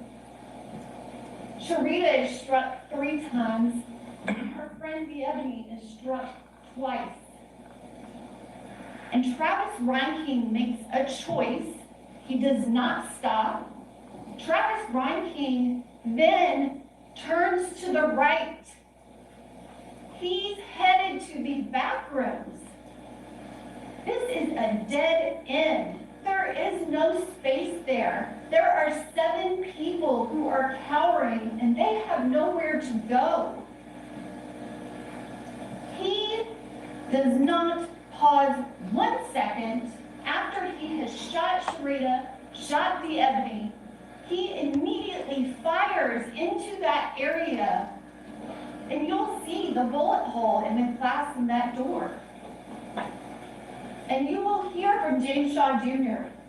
He will tell you that he is on the other side of that door, and that he hears the whistle of a bullet that goes by him. He's actually struck in his arm. But then he hears a pause. And he's looking out that small window. He hears that pause. He looks, and he sees that Travis Reinking has pointed the rifle down. James Shaw Jr., in that moment, he makes a decision to take that opportunity, to take that 1 moment opportunity and seize it. And he uses the full force of his body, and he forces himself through that door, forces himself into Travis Reinking, knocking him back. And James Shaw Jr., he grabs a hold of that rifle, even though it burns his hand because the barrel is hot, and he does not let go. He struggles and wrestles with Travis Reinking. He pushes him back, and he overpowers him. He grabs that rifle and throws it over the kitchen counter as far away from Travis Reinking as he can. And he doesn't stop there. He continues to wrestle with Travis Reinking and manhandle him to get him out of that Waffle House. And he is able to push him out the door. And you'll see that as he's pushing him out the door, that Travis Reinking starts to come out of the green jacket that he has on. The two of them struggle together until they get to the corner of the Waffle House. James Shaw Jr. goes right back behind the Waffle House, and Travis Reinking runs the other direction. The other direction, which just happens to be in the direction where he lives. You'll see that James Shaw Jr. run, and then he stops, and he goes back. You'll see him get into his truck, and he actually drives and pulls up right in front of the Waffle House. And you'll see him standing there with his door open, because at that point, no one really knows where he is or if he's coming back. And he'll testify and tell you that he starts yelling his friend's name. Brennan McMurray, his friend's nickname is BJ, and he's yelling for BJ. You'll hear from Abede De Silva. He was in the bathroom with those 7 people. He comes out and he first goes outside, and then he sees his little brother, Aquila, inside. So he runs back in.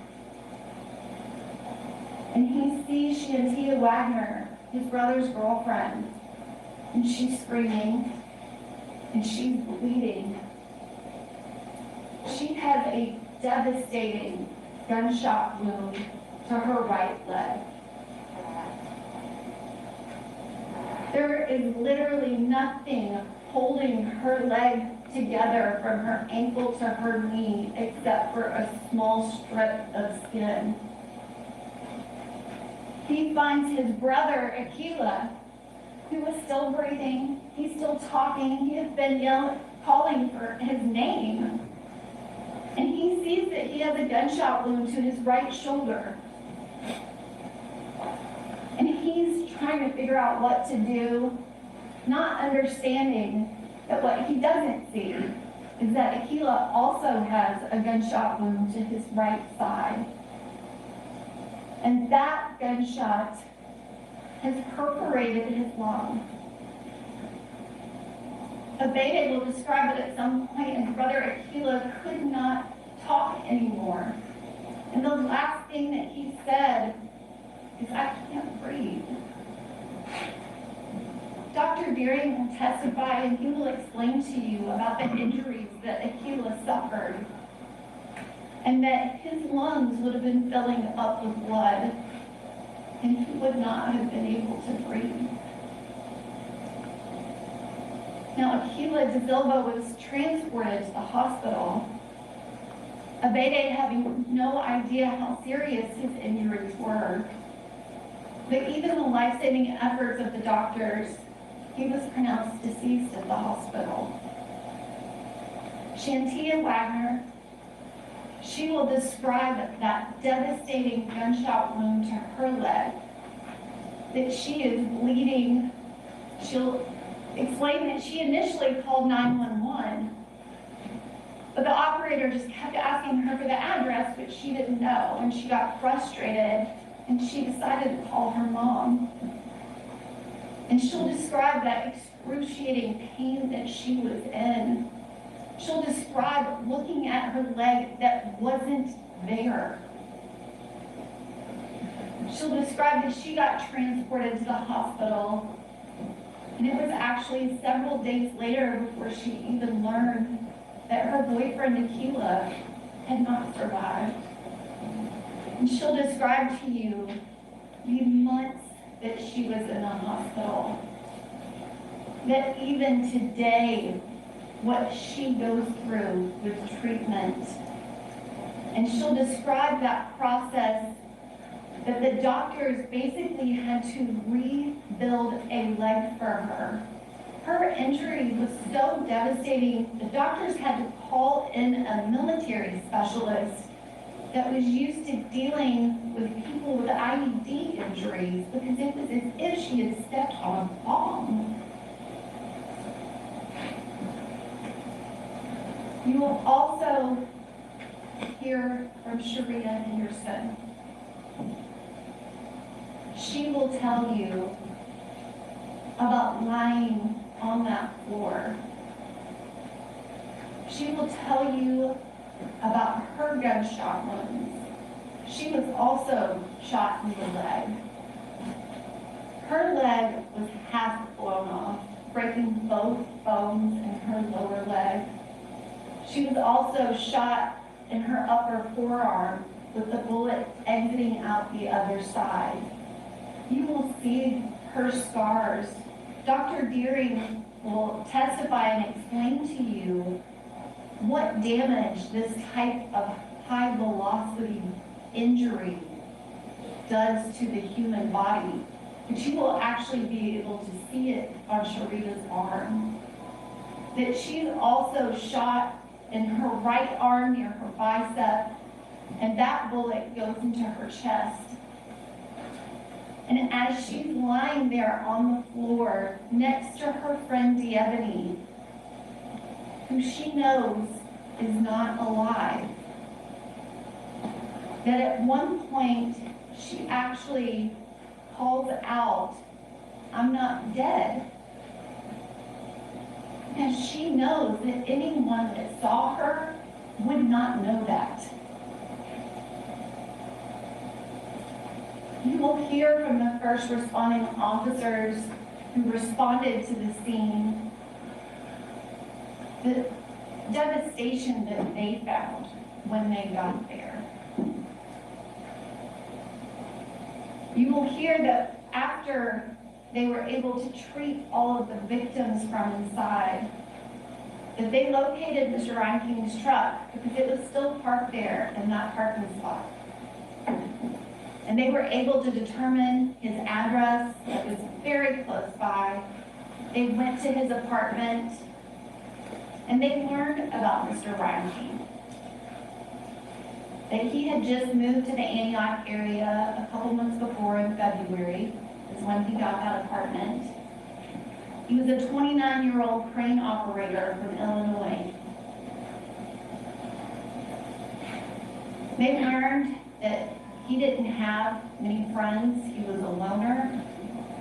He had a family, but didn't have much contact with them.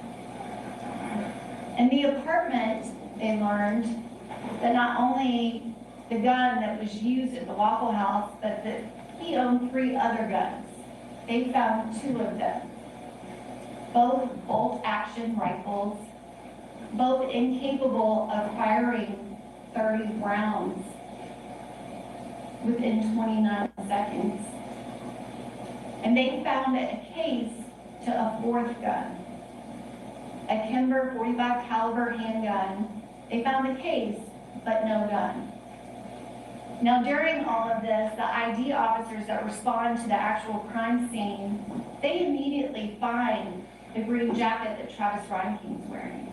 It's right there at that intersection right where you see him on the video run towards. And in the pockets of that green jacket are 2 additional magazines to the Bushmaster's XM15 assault rifle that Travis Reinking chose to take to the Waffle House that day.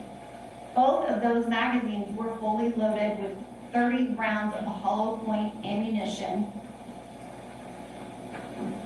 The detectives will tell you that they found a 3rd magazine in Travis Reinking's bathroom, that there was some blood on the floor. They also found an empty box of .223 hollow point ammunition in his apartment. They also found his iPhone.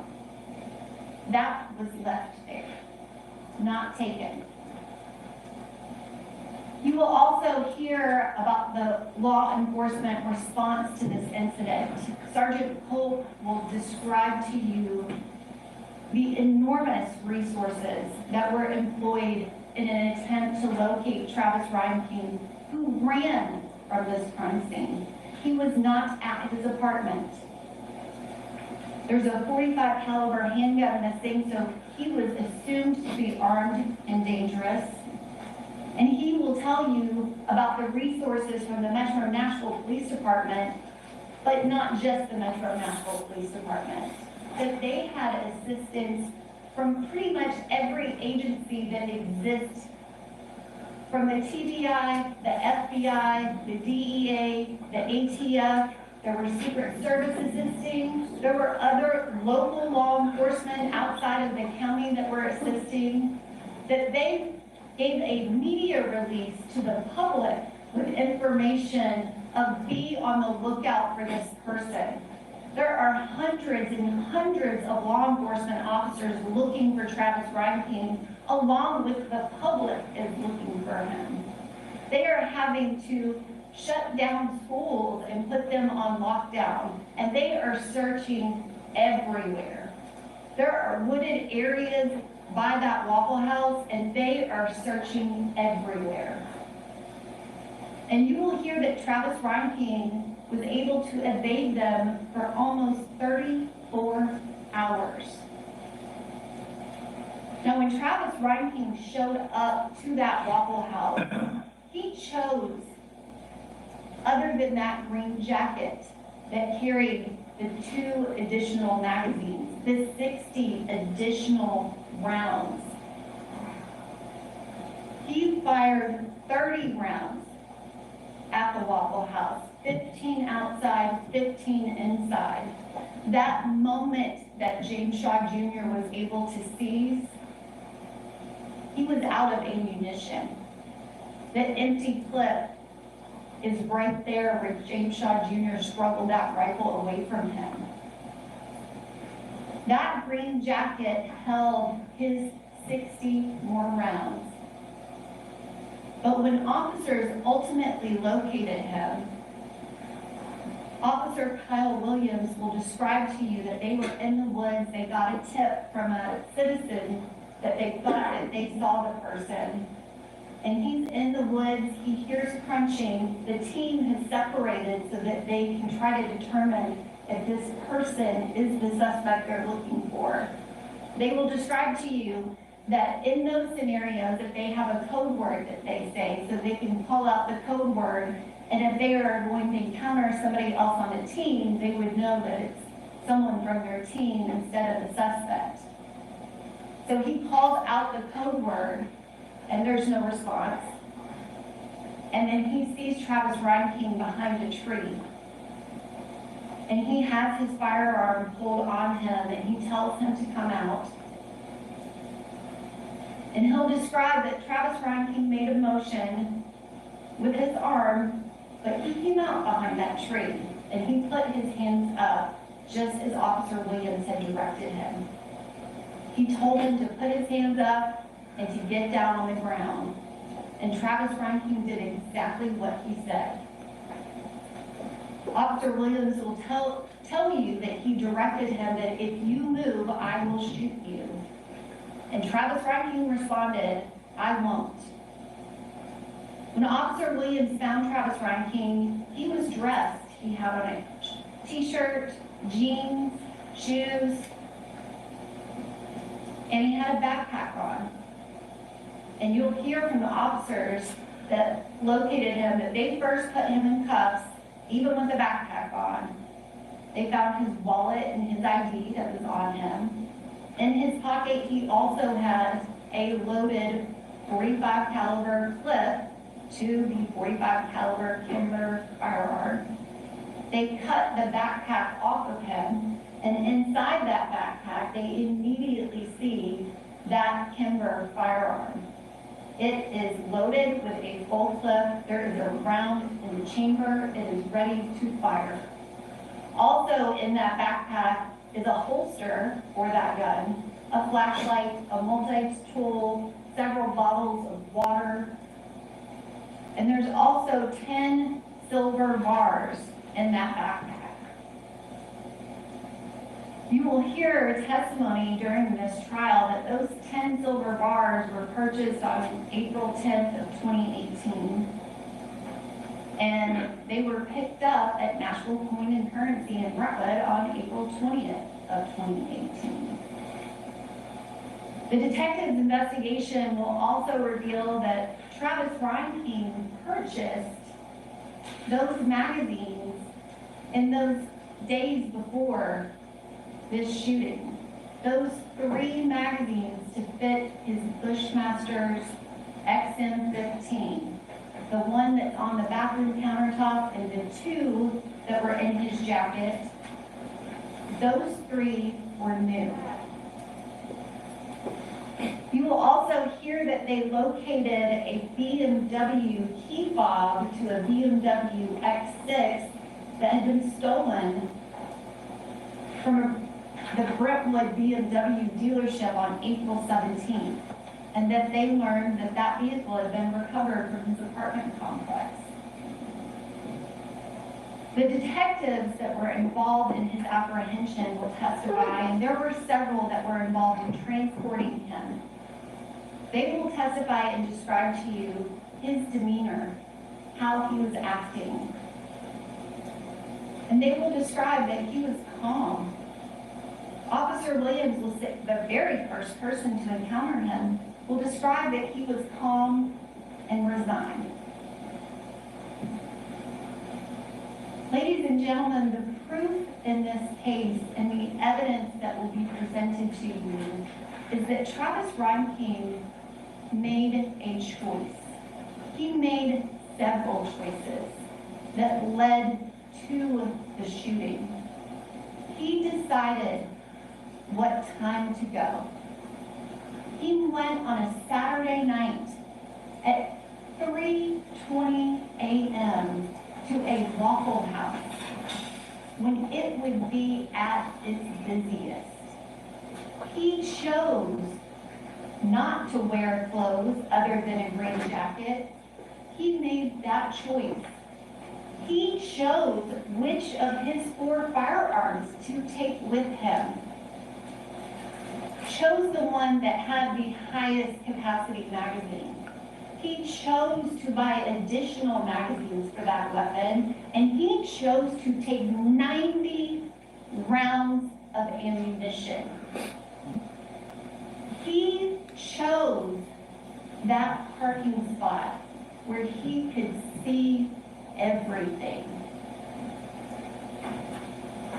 He chose to fire upon Joe Perez Jr., someone who wasn't inside the Waffle House, who was parked in a parking spot. He chose to fire upon him first. He chose to fire upon Torian Sonderland as he ran away from him, and he made a very specific choice to not go to the left, not go to where the Waffle House employees would be. He chose to go to the right, where the customers were. He chose to go to where there were 7 more people. He chose not to stop.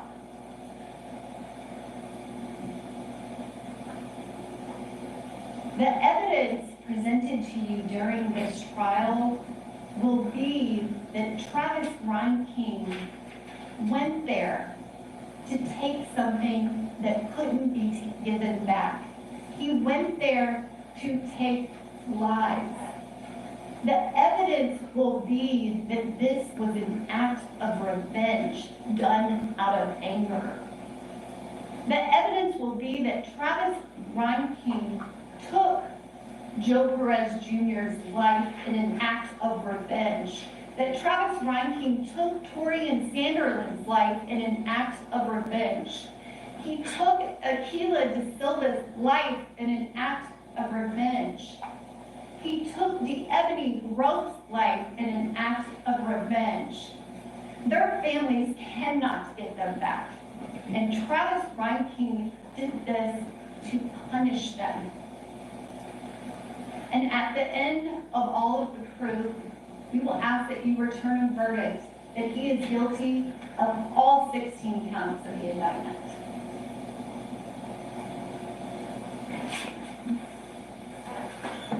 How long is it gonna take? I'm not trying to rush you, I'm just trying to figure out a mid-morning break. I don't have time, Your Honor, but I don't anticipate too long. All right, let's get that, try and get it in there.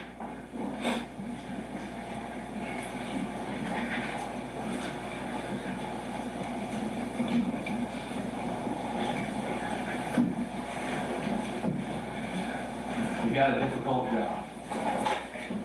You're just starting. You've heard a lot of information in the opening statements made by the state this morning. And we can agree that it's tragic. It's tragic all around. And I want to say on the front end that nothing we say on our defense team is ever going to be intended to be offensive to the families of the victims. What you're going to see during the state's case in chief from the defense may seem awkward because we don't contest what happened at the law. So if you don't see us getting up and doing a lot of cross-examination of witnesses, there's a reason.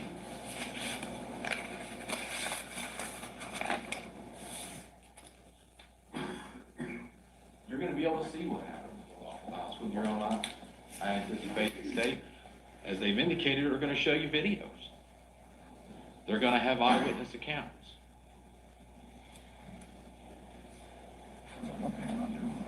But that's not the only part of the story that's important. And as a jury in this case, it's important that you're able to understand the entire picture.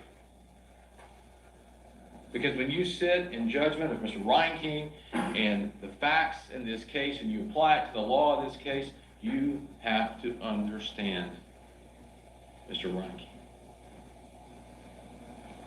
It's the oath you took. It doesn't stop with what happened at the Waffle House, and it doesn't start with what happened at the Waffle House. What the proof is going to show is that Travis Reinking is severely mentally ill. He's schizophrenic. And he's battled this for years. And you're going to hear expert testimony to talk about a 3 to 5 year period leading up to that night. You're going to hear that Mr. Reinking was driven by delusions, paranoid thinking, auditory hallucinations. One of those delusions you're going to hear about began with a Taylor Swift concert, where he believed that Taylor Swift was talking directly to him. And then he went on to believe he was in a relationship with Taylor Swift, that he was her real boyfriend, that he was communicating with her, and she communicating with him.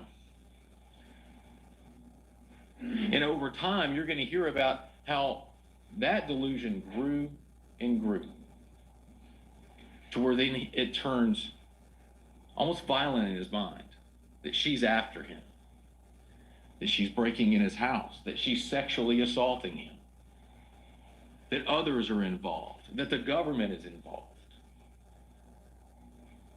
You're going to hear that Mr. Reinking was so convinced of this delusional thinking over years of time that he himself was reaching out to law enforcement, asking for help.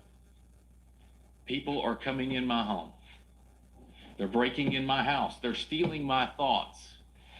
When I go into restaurants, people are repeating phrases they would only know if they had read my private journals and my private thoughts. He believed it. He believed it wholeheartedly. He believed it so much, he went to Washington, D.C., thinking that he could get an audience with the President of the United States and get it to stop because he believed the government was involved. And this delusional thinking really rolled into him believing that Taylor Swift herself was a government agent. When he couldn't get relief in his hometown of Illinois, he moved. He moved because he thought if he moved, it would make it stop. What he talked about is the psychological rape, it would stop. The harassment, it would stop. So he moves. He moves several times. You're going to hear testimony that at one point, earlier on, his family tries to get him some help. It doesn't take. He moves again. He ends up in Nashville. By that time, when he's in Nashville, he is completely untethered from reality. And he is driven by his delusion that people are after him. You're going to hear a testimony that Mr. Reinking believed that he could communicate with aliens and was regularly communicating with aliens. That Mr. Reinking believed he could speak directly to God.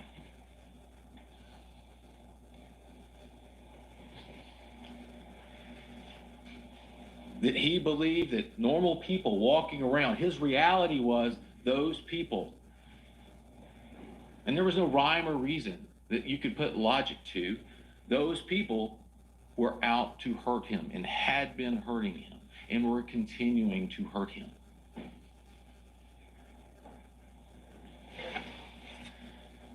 And so on the night of April 22nd, 2018, you're going to hear that Mr. Reinking believed he was commanded by God to go to the Waffle House in defense of himself and other people. That the people at the Waffle House, in his mind, were government agents. That were responsible for all the torment that he was perceiving over those years. You heard talk about what he was wearing or what he wasn't wearing. He was naked, except for a green jacket. Not a trench coat, not a long jacket, a waist-length green jacket, completely naked. No shoes, no socks, no nothing. Green jacket, magazines, assault rifle. Why? You're going to hear proof because that's what God said. God told him to do it that way. And that's what caused him to go. You're going to hear proof that he believed because they were watching his every move, that he was speaking about going to the Waffle House audibly in his apartment before he went. In his mind saying, I've been ordered by God to do this, but I'm saying this out loud and maybe people won't be there because they'll hear me talk because they're listening. They'll hear me talk. And that will cause it to maybe even be closed. That's not rational thought. But that was his reality. When we talk about choices, when you hear the district attorney say choices, choices, and choices, what are choices based on? Perception. They're based on perception. What did he perceive? It's not rational. He wasn't in any sort of rational state of mind. But his choices led him to that Waffle House under those strict orders that he perceived to be from God. And he pulls into the parking lot. And you're going to hear proof that even in that moment, he is looking for a sign. He's not sitting outside trying to wait for max capacity in the Waffle House. He's waiting for a sign. Maybe if there's a sign, I was wrong. Maybe I won't have to do it. But God's told me to do it. And again, in his sickness, his severe mental illness, he sees the number 3 on a hat. What he perceives as walking by his car. It's described by the district attorney as the gentleman walking by the car right before Mr. Reinking gets out. And in his mind, that's the sign of God, because in his mind, his terribly ill, severe mental illness, schizophrenic mind, 3 has meaning. And that's his sign. That's his sign. What you're going to hear in this case is that Mr. Reinking's actions that night, they were a direct result of the delusions he was suffering because of his schizophrenia. He believed that God told him to do that. He believed that the people in that Waffle House were government agents. When you're thinking about choices, when you're considering this case, you have to consider the perception of that person. And we believe that when you do that, and at the conclusion of this case, you will be clearly convinced that Mr. Reinking suffered from a severe mental illness and that he was insane at the time of these shootings. And you will render a verdict of not guilty by reason of insanity. Thank you. All right, Mr. Jr., that concludes the opening statements of the attorneys. I will remind you that the statements of the attorneys are not evidence, and you cannot consider it as evidence at all. We're going to take a mid-morning recess at this point in time. We'll try and get back in here as close to 11 as possible. I know that it kind of may take you a while to relax and get yourself ready for the next round, but as soon as you're all ready, we'll come back. All right. Please keep in mind that you cannot discuss anything about what's transpired in this courtroom. Whatever thoughts you have about the case, you must keep them to yourselves. Please remain open-minded, and again, we'll get back in here as quick as we can. It's important to note that we use your policy.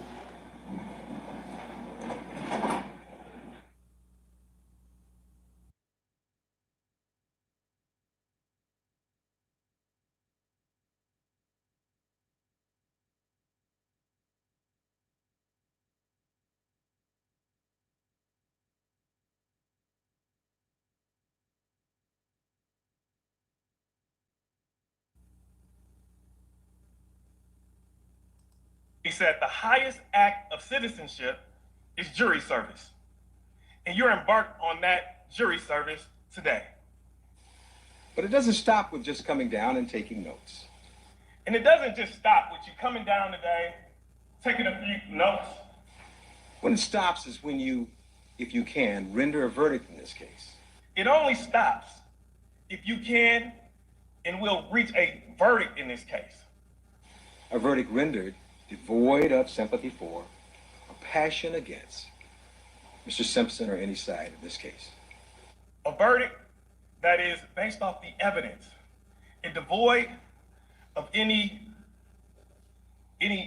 type of likeness or bias or anything that you might have for the defendant. You made these promises, and both sides are mindful of those promises. And we know that you're going to keep those promises. Now, you made these promises, and we are mindful of those promises, and we expect that you're going to keep them. And of course, we know that you will live up to your promises. And be fair, and keep an open mind, and decide this case not on speculation, not on conjecture, not on surmise, but based upon the facts.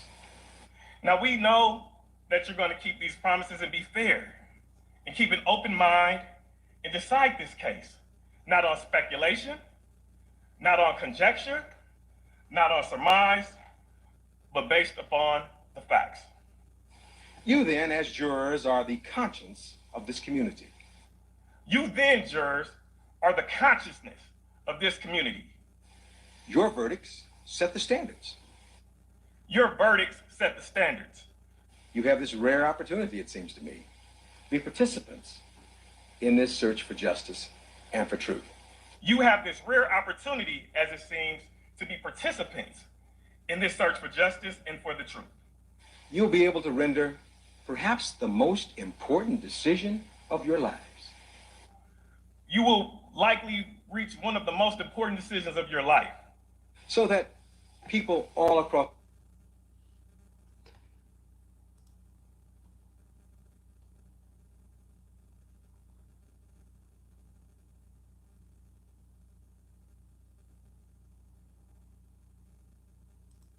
If you've had occasion to go to a movie, you know that there's something called the previews of coming attractions. If you've had an occasion to go to a movie, you know you see what's called previews of the coming attractions. And that's what this is supposed to be. It's supposed to be a guide, our roadmap, if you will, what we expect the evidence to show.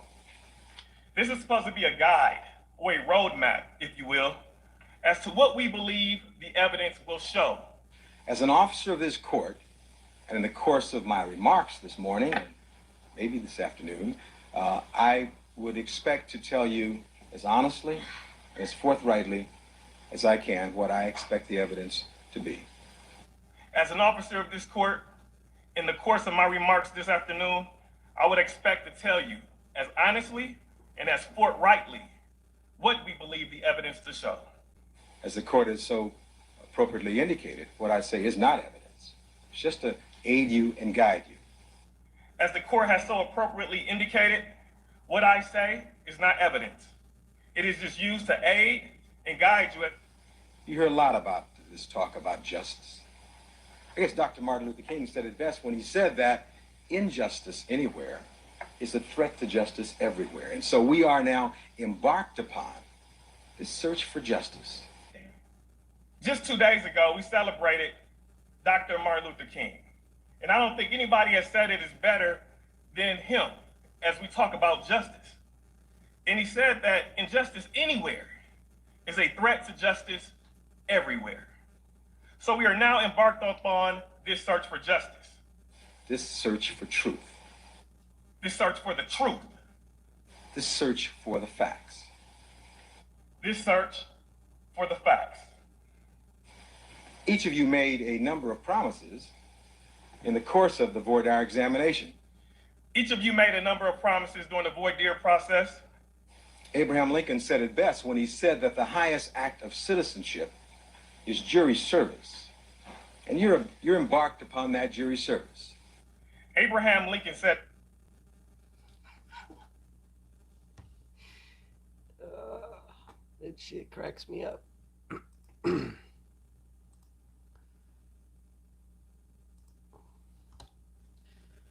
All right, court's in recess right now for the Reinking trial, so we'll come back to that shortly. I just wanted to play that stuff for you guys. So that's kind of going around the internet. A lot of attorneys realized that the opening statements by the Ivory Lamar in the Theo Edgecombe trial sounded very familiar. And they were. He completely plagiarized his entire opening statement.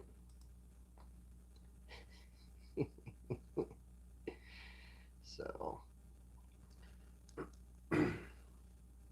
if you guys haven't seen, we uploaded the first of many videos during the Rittenhouse trial.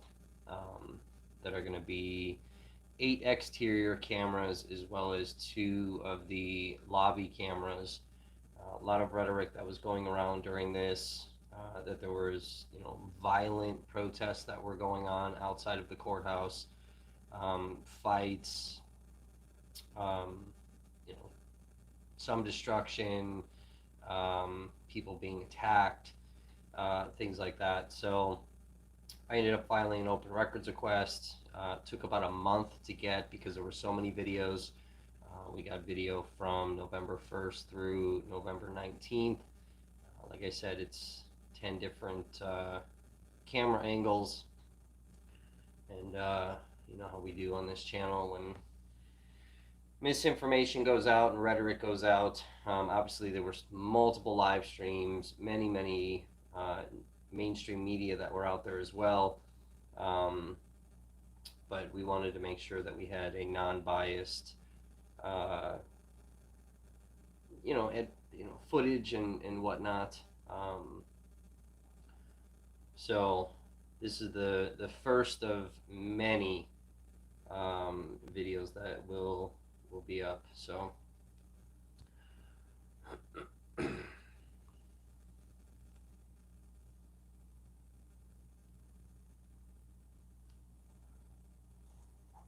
these will show a very true and accurate depiction of exactly what was going on out there. And it's, cameras from surrounding the courthouse. So the sides of the courthouse, behind the courthouse, you guys will see everything. And then obviously we didn't really see anything from inside the lobby with the amount of law enforcement that was guarding that entrance, the ATF being in there, dogs, all that type of stuff. So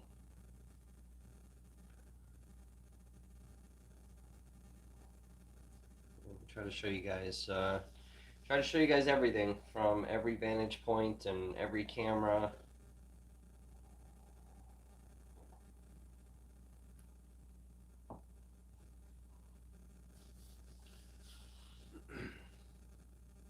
So this stuff is extremely time consuming because when they send us the video files, they're sent in these weird formats, and we have to convert the video file into something that's even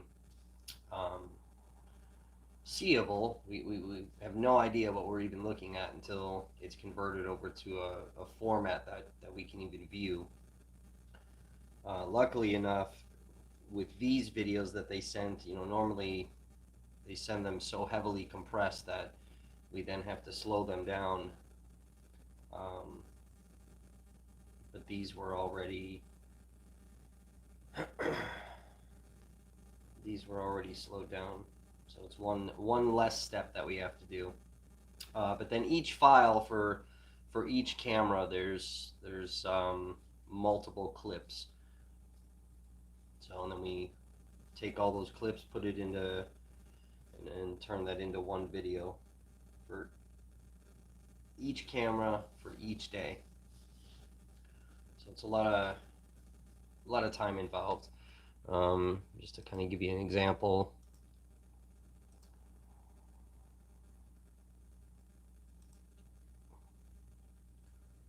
So the screen on the bottom here, this is us converting a clip into something that we can even see. And then the screen at the kind of upper right. So these are all the clips from one file that we just take in its completeness, put it in here, and then turn this into one giant video. But it takes a long time to render these, sometimes a few days.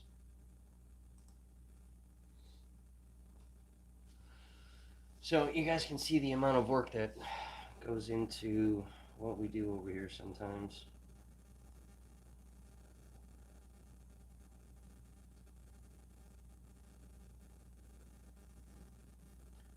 So we'll just play some video while we're waiting for court to come back.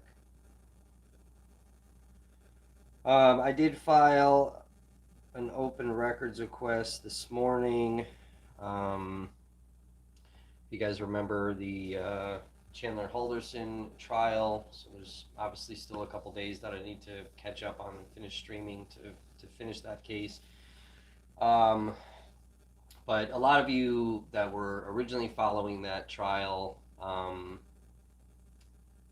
had some thoughts that the girlfriend may have participated in some way, even though the DA had cleared her of any type of wrongdoing and all that. And then we saw during the trial Chandler Halderson's police interview. So I had filed an open records request this morning with the Dane County Sheriff's Department for Chandler's police interview, as well as his girlfriend, Catherine Melender's police interview. So hopefully they'll release both of those. And then once I get them, if I get them, we'll get those up on the platform so you guys can watch those in their entirety. And hopefully they won't cost money, but if they do, we're probably going to need to raise some funds to pay for them. Also filed another open records request from the Wauwatosa Police Department this morning. 2 open records requests, actually. So one is for some dash cam and body cam video from an officer-involved shooting that had happened last year. Or 2020.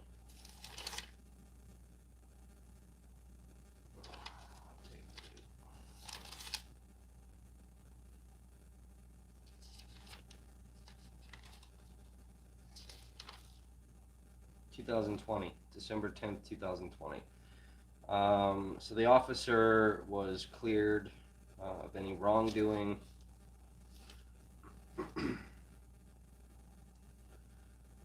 Basically, that case. So there was a woman that had been released from the hospital on some mental health issues. Upon her release, she had picked up, I don't know, a stick or sign or 2x4 or something, attacked a woman with it, and then later down the street, she was confronted by a Wauwatosa police officer, Amanda Hodgson, and she ended up finding a different stick and beating the squad car with the stick, and Officer Hodgson got out of the car and shot her. So, yeah, none of that stuff has really been released yet. A very, very short clip of the dash cam, I believe, was released. So we're trying to get the body cams and dash cam from Hodgson, as well as other officers that were on scene. And then another thing, so we had kind of talked about this when we were talking about Wauwatosa, kind of in conjunction with the Joseph Mensah stuff. And back in like the 90s, several officers within the Wauwatosa Police Department used to have these what were called Martin Luther King Day parties. Very racially motivated. They'd show up with like blackface. They would order, fried chicken and watermelon, Kool-Aid.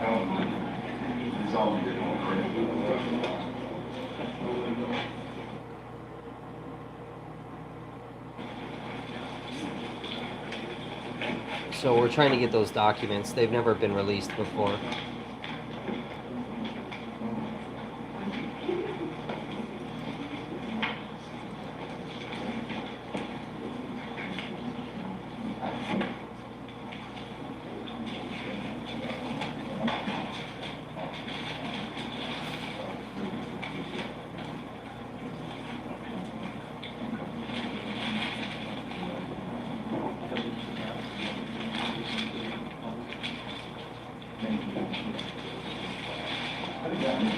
Stu's got a very different look on his face when that jury's not in the room, when he thinks he's not on camera.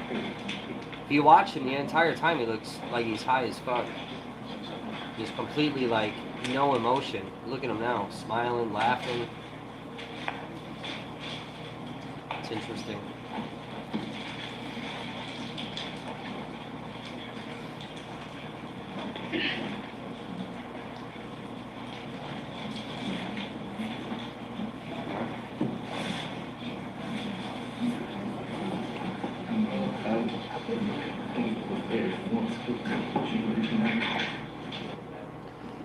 So multiple of these open records requests that we have put in, they're definitely going to cost money. So if you guys want to help donate to help offset the cost of that, there's some links obviously in the comment section or the pinned links.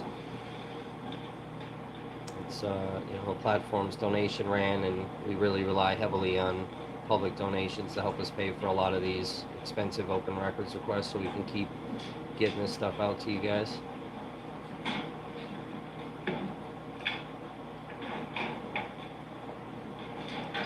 Thank you, Chief.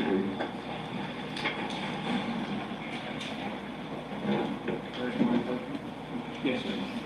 This thing calls Officer Brett Johns.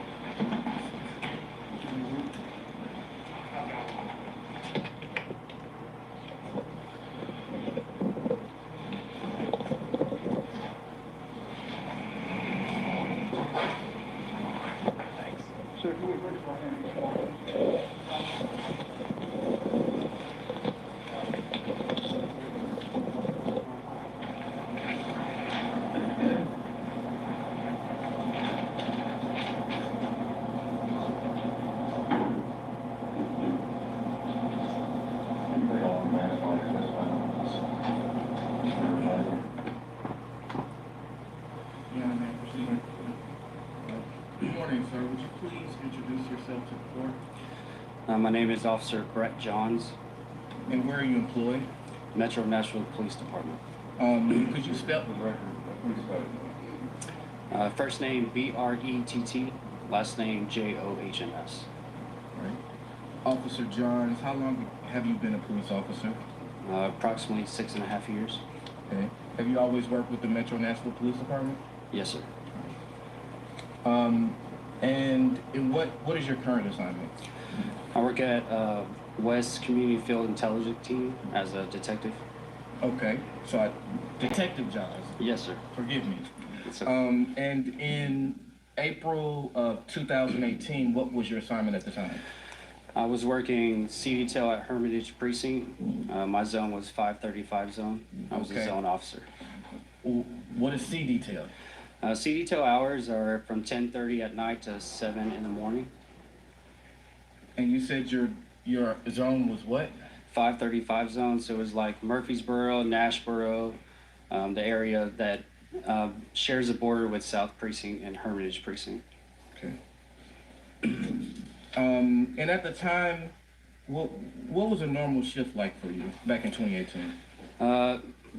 A shift as a normal police officer is very different. Just depends on the type of calls that come in that night. You can range from just doing traffic stops or looking for people that have warrants to answering numerous calls to call, or going to high priority calls such as shootings or robberies, break-ins, home invasions, anything of that aspect. Okay. And are you ever dispatched to calls? Yes, sir. And what does that mean? So when you're dispatched to a call comes into our dispatch, which is a separate entity than the police department. When they receive the call, they call for a radio sign on the radio. So my call sign was 535. They would raise me, they would say 535, I would answer, and they would read out the call text of a call that they needed me to respond to. So if it was a domestic related, it would be we coded as a 41. They would let me know the terms of whoever called in, what they're describing to dispatch, so that I can have some kind of knowledge prior to going to the call. How do you receive a dispatch? Every officer has a portable radio on their belt. Now they have outside vest carriers. We have a portable radio with a handheld mic that comes up. It depends on how the officer wears it. I wear mine over my shoulder that comes right here. But currently I'm in our Class A uniform, so I'm not wearing my mic. Okay. And so you're able to hear it from the radio there? Yes, sir. Okay, and where do you speak into? Where do I speak into? Yeah. Into the handheld mic right here. At some point on April 22nd, 2018, did you receive a dispatch to respond to a Waffle House? Yes, sir. And about what time did you receive that dispatch? Roughly around 3:20 in the morning. Okay. And where were you? When the call came out, I was at Murfreesboro and Nashboro on a vehicle accident with another officer. Okay, you say Murfreesboro, is that Murfreesboro Pike? Murfreesboro and Nashboro Boulevard. Okay. Is that in the Antioch area? Yes. All right. And what did you do in response to receiving the dispatch? I was dispatched to a 52, which is a shooting. Originally, the address, they believed it was on Spence and Murfreesboro, which was the opposite direction of the actual Waffle House that had the shooting. I proceeded to head northbound, which is inbound on Murfreesboro, towards that Waffle House, when dispatch received more information that it was not that Waffle House. At that time, I proceeded to pull a U-turn in the middle of the road, and the entire time I'm responding, I'm driving lights and sirens, which is emergency code 3 for us. I turn around in the middle of the road, and I proceed to head towards the correct direction. However, there was no address listed at the time because it was a brand new Waffle House. So we didn't have a physical address, but because it was a high priority call, a South officer that was familiar with the area was able to tell me roughly about where it was. What is a high priority call? High priority calls are code 3 calls, which we go lights and sirens. So there's going to be 52s, you know, like bank robberies. 52s are shootings, bank robberies, anything where life is in danger. We're going to go lights and sirens to these calls. Okay. How often have you had to respond to a code 52? I've been on numerous shootings throughout my career. I would say that this shooting at the Waffle House is to a different extent, caliber of injuries to the people that were there. I've seen, you know, people shot in the legs and arms and stuff like that that survived, but the Waffle House was definitely more gruesome and deadly. Okay. Were you alone in your police vehicle? Yes, sir. We ride single in our own patrol cars. Unless we're have some kind of cars that have mechanical malfunctions, we Metro Police ride single units. And about how long did it take you to arrive? Roughly maybe, guess estimate 10 minutes or so. About 10 minutes? Yes. Okay. So what, if anything, did you do when you got to the Waffle House? When I got close to the Waffle House, due to not being familiar with the area, I turned off my siren but kept my lights on, and I was trying to see if I could hear any gunshots because I did not know if Mr. Reinking was still inside, actively shooting at the victims inside. And it was a new construction area, so I didn't know exactly where I was at.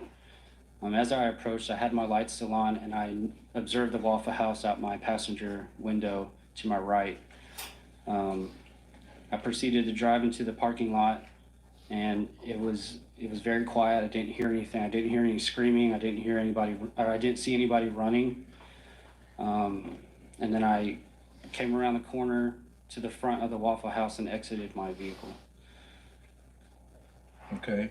And were you approached by anyone as you pulled in? Yes. When I exited my vehicle, it was dark, and I observed a male limping, coming directly towards me.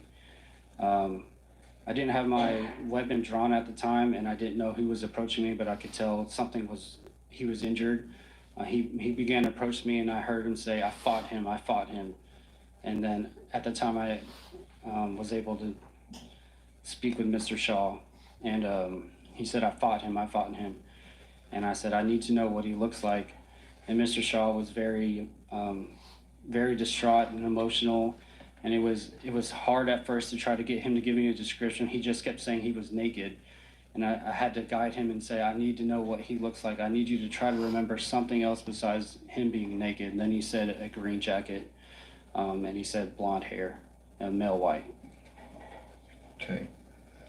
Was he able to tell you where the shooter was? He said he ran on foot outbound Murfreesboro, so that's away from downtown, which is south. Did you relay that information over your radio? Yes, sir, I did. Okay. After getting a description of the shooter from Mr. Shaw, what did you do after that? After the description, I began to walk towards the front door of the Waffle House. I immediately observed a male Hispanic. He was laying on his side, and I think I touched him or tried to kneel down to see if he was alive or not, and he was shot. He had an obvious shot to the head, and there was blood, and then you could see his brain, and you could tell that he was obviously deceased. I proceeded to walk past him and observed a male black laying on his stomach, large amount of blood around his head, and I could tell he was deceased at the time. And I got on the radio and advised that I had code 3 and 4 injuries. Yeah, thank you. And I relayed that, and I said I need code 3 to 4 injuries, and I need more people out here. Code 3 to 4 injuries is code 3 is very critical injuries, life-threatening injuries. Code 4 means they're deceased. Okay, so based on what you saw as you approached the Waffle House, yes, could you tell that those 2 individuals appeared to be deceased to you? Yes, sir. And I observed the windows to the Waffle House had some damage approaching, and that's when I entered the Waffle House after relaying the information of the 2 deceased people outside of the Waffle House. Officer Johns, you testified that you responded to a bunch of shootings before. Yes. What about what you saw made you kind of emotional right here as you testify today? Their extent of their injuries, the people that I dealt with inside, conversations that I had with people that didn't make it. I think about it quite often. Yeah. As you went inside the Waffle House, what did you do, or what did you see? When I walked inside the Waffle House, there was 2 female blacks. When you walk in directly, there was a booth kind of to the left. Large amount of blood underneath the table. Sorry. Okay, the 2 female blacks underneath the table. One, she was deceased. She was underneath the table, a large amount of blood. She was in a very unnatural position. It wasn't like she was trying to hide. It was apparent that she had no control over her body in the way that she was underneath the table. I knew at that time that she was deceased. And the other female black, I thought she was deceased at first. She was slouched down, so the seat's like this and the table's kind of up. She fell down and was sitting on her butt and was slouching and was looking up and was not moving. And I thought she was deceased, but then I heard a loud gasp come from her. And I didn't know if that was her body trying to wake her up. When people pass away, their brain, if it's still functioning, will try to wake them up. And I approached her and she blinked. And I didn't know if she was responsive or not, so I was trying to talk to her, and she wasn't answering any questions. And I said, "I need you to blink if you understand me," and then she blinked. So I knew that she was still alive. I was really concerned about her because she was unable to move and was not very responsive, so she kind of drew a lot of my attention. I began to talk to her, and due to her not being able to physically say any words to me, we had an actual officer at Metro that got shot, and she comes to our academy and speaks to us. And she said when she got shot, she counted to 10 to keep her brain active. And it's the first thing I could think about was trying to get her to count to stay alive. Yeah. So you asked her to count to 10? Yeah. Mm-hmm. And was she able to do that? She would say 1, 2, but she could never really make it up to 10.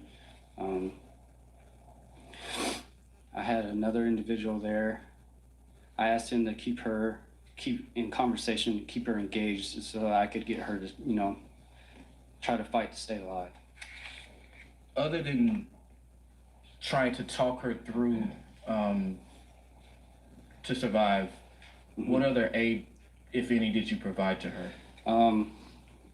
There was towels. I remember asking a worker at the Waffle House for towels if they had anything to put pressure on the wounds, and one of the workers there was able to put towels on the counter. I grabbed some towels and I threw them to Mr. Silva's brother, because prior to that he told me there was 2 people on his side of the Waffle House that were injured, one to the arm and one to the leg. What side of the Waffle House would that have been? When you come in, if you're facing the Waffle House, the first 2 were initially by the door, and then you go down the counter and it's like an L shape. And then Mr. Silva and his fiance were on the left, in the left corner of the Waffle House. Okay. And you said that there was someone that you threw some towels to? Who was that? Yes, I threw that to Mr. Silva's brother. Okay. And what was he doing with the brother? What was Mr. Silva? Mr. Silva was telling me that there was 2 people injured on his side and that he was his brother. He was concerned about his brother and his fiance, and I said, can you render aid to them until I can get more officers and EMS, which is our emergency medical services, and fire department out there to perform life-saving efforts. Okay. As you were rendering aid to the first female and Mr. De Silva was rendering aid to the other 2 individuals, did anyone else, any other police officers or paramedics come into the Waffle House? Yes, the second officer that responded is a canine officer, Officer Gilpin. He, while I was rendering aid to the first female black, he approached me and said, do you need a tourniquet? And I advised him I did not need a tourniquet at this time to go check on De Silva and his fiance on the left side, because I didn't know their extent of the injuries. At that time, he proceeded to the left, and I think very shortly after the fire department came in, and that's when I moved over to De Silva's side to render aid. Who did the fire department or the paramedics take first? They ended up taking Mr. De Silva first. Okay. We didn't know the extent of his injuries until the fire department got there. He obviously had a gunshot wound to his right arm. It appeared to be an exit wound. We cut his pants and cut his shirt and observed a small entry wound to his chest. And that's when the EMS decided that he had to go first, that his injuries were going to be pretty extensive. Was Mr. De Silva alert or awake? He was alert. I spoke with him, and he kept saying, it hurts, my arm hurts. And I even told his brother, I was like, he's talking. And I said, I need you to, I know it hurts, but it hurts means that you're alive and you're aware that, that something's going on. I need you to stay awake for me and stay alert.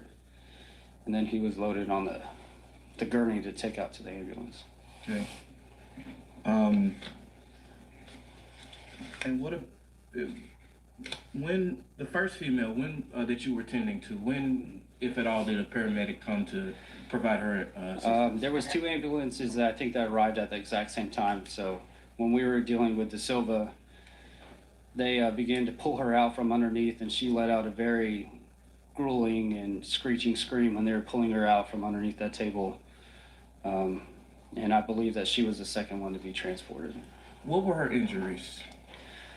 The injuries that I observed on her was a gunshot wound to her arm and her leg, and I couldn't tell if she was struck anywhere else. She wasn't bleeding extensively or heavily or anything like that, but I was very concerned about her because she was having a hard time of staying awake and conscious. Were you able to see any entrance and or exit wounds to her arm? Yes. There was one probably about maybe forearm or elbow area, somewhere around here on her, and then I think on her quad area is another gunshot wound to her as well. And what did that injury appear like? That appeared as a clear gunshot wound, and it appeared to be, it didn't look like an entry wound, it appeared to be an exit wound on her. And you talked about Mr. De Silva's wounds. You mentioned another female who had Yes. injured gunshot wound. That was Mr. De Silva's fiance. She was laying back in between the counter and the entranceway to the chef cook area. She was on the phone with her mother, and I could hear her mother because she was on speakerphone, and she was talking to her mom. and her left leg underneath by her calf, underneath her knee, was just gone. It was a really big wound, hole. I mean, there was really nothing left of her leg. It was being held on by very small amounts of skin and maybe some muscle. Her leg was it's equivalent to, you know, a very combat wound you would sustain in combat, out, you know, the troops out in Iraq and stuff like that. Were you able to provide her with any aid or assistance? Yes, when they took De Silva out on the gurney, I immediately began to render aid to her. I had a towel and I was trying to hold her leg in place, like the ankle and the foot where the calf is supposed to be was dangling. So I was trying to keep that as secure as possible and was hoping that, you know, they could save that leg.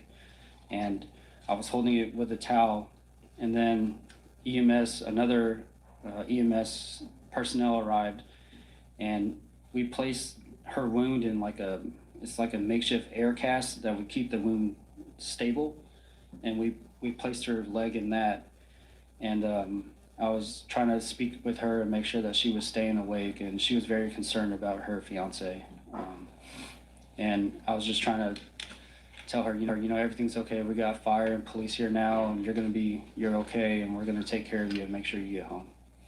Okay. Where was Officer Gilpin at that time? At that time when the EMS arrived and he knew that I was okay and I had enough backup, Officer Gilpin asked me one more time if I needed anything, and I told him I did not need assistance, and I told him to go find Mr. Reinking. I told him to go get him.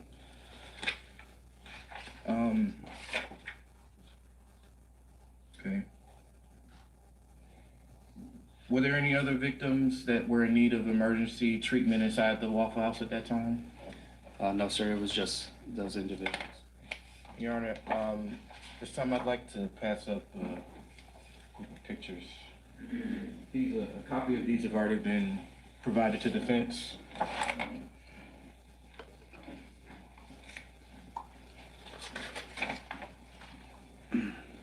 Yeah. And Officer Johnson, what is this the Untitled Chapter, okay? Yes, sir.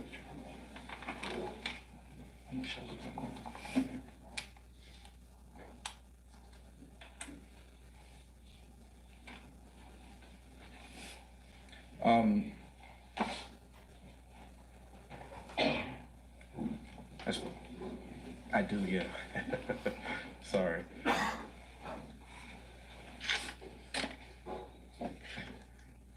Thank you. Officer Johns, do you recognize those images? Yes, I do.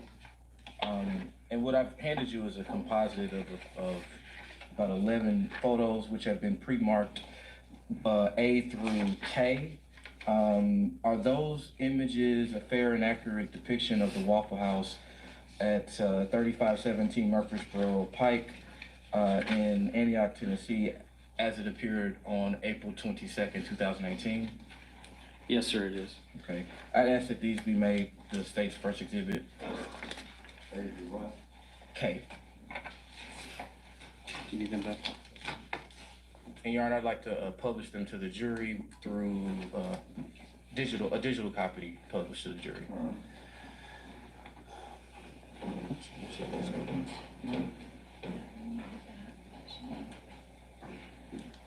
All right.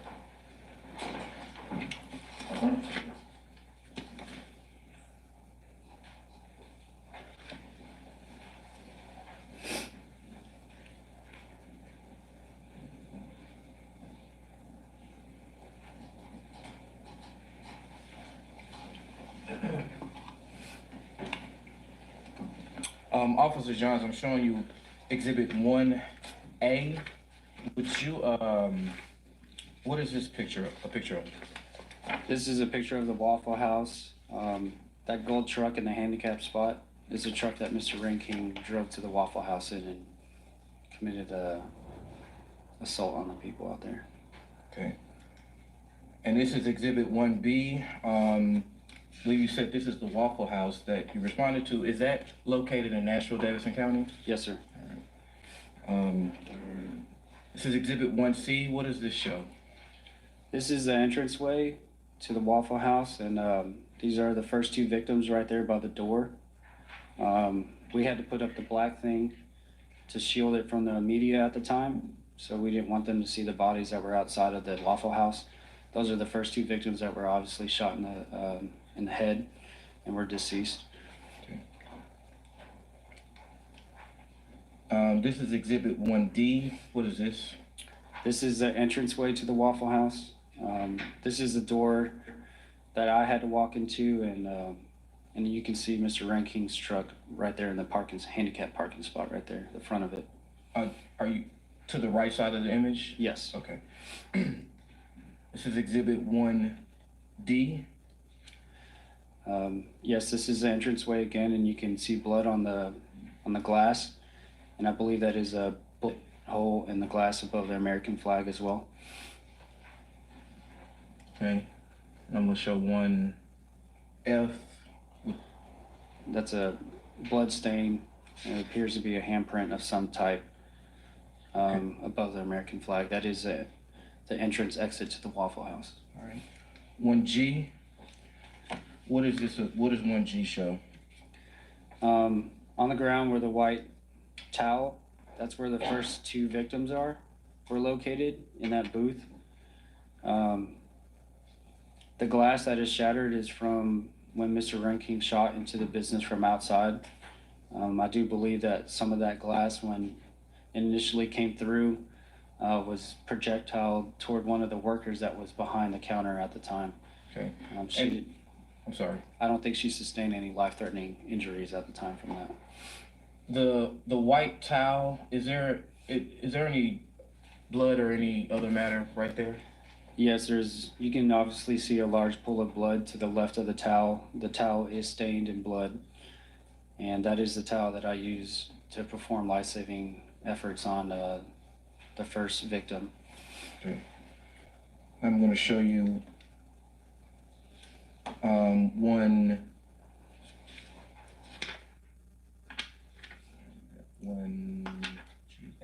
1H. Sorry. This is 1H. Could you please tell me what this shows? Yes. 1H shows, so this is once you enter the Waffle House, you turn left. The counter is to the right where you would receive your food if you're sitting next to the counter. And this is going towards Mr. De Silva and his fiance, which are on the right side of this counter. You wouldn't be able to see them in this picture. But this is where that bullet that came through the glass and the glass projectile toward the worker on the other side of that counter. Okay. Now I'm going to show you 1I. What does 1I show? Those are so this counter right here is where Mr. De Silva and his fiance, they were right in between. You see that shoe right there? I believe that's Mr. De Silva's fiance's shoe. And she was kind of in between the counter and the entranceway to the kitchen, laying down. And Mr. De Silva was laying right there on the ground. That's where I was attempting to save Mr. De Silva's life right there. Okay. And on this picture, obviously the screen shows a little blue menu box. That's not the image, but right next to that, are you able to see anything that I guess related to the victims or their injuries as you saw that day? Just right next to the menu, you can see where there's blood right there, and that's going to be consistent where I can circle it? Okay. Like right here, the menu kind of blocks it, but there's blood right there, and this is that's going to be Mr. De Silva's fiance's shoe, I believe. All right. Now I'm going to show you 1J. And this is the firearm that was used to commit the assaults on the victims. When I first went in there, one of the workers brought to my attention that the rifle was still there. He didn't say it was a rifle, he just said the gun was here. And I said, what kind of gun is it? He said it's a big gun. And through my training, I knew that there was no mag in it. And based off of what Shaw told me, and I could tell that the bolt was locked to the rear. That means the gun did not have any bullets in it, and it was inoperable. When other officers arrived, I had another officer standing with that weapon to make sure nobody would touch it or tamper with it. But that's where the gun was when you found it? Yes, it was directly behind the counter where the chefs were, and that's what Mr. Shaw stated, that he threw the gun. And lastly, I'm gonna show you Exhibit 1K. What is this area? This is the cook area. To the right, roughly around this area, is where the first 2 female victims were sitting, and that is where I was rendering aid to them. And this counter right here where the basket is roughly about where I was able to grab the towels from the worker and place them on the victims and throw them to Mr. De Silva as well. And do you see the bathroom area in this picture? Yes. This is the bathroom area. I believe that the window is shattered.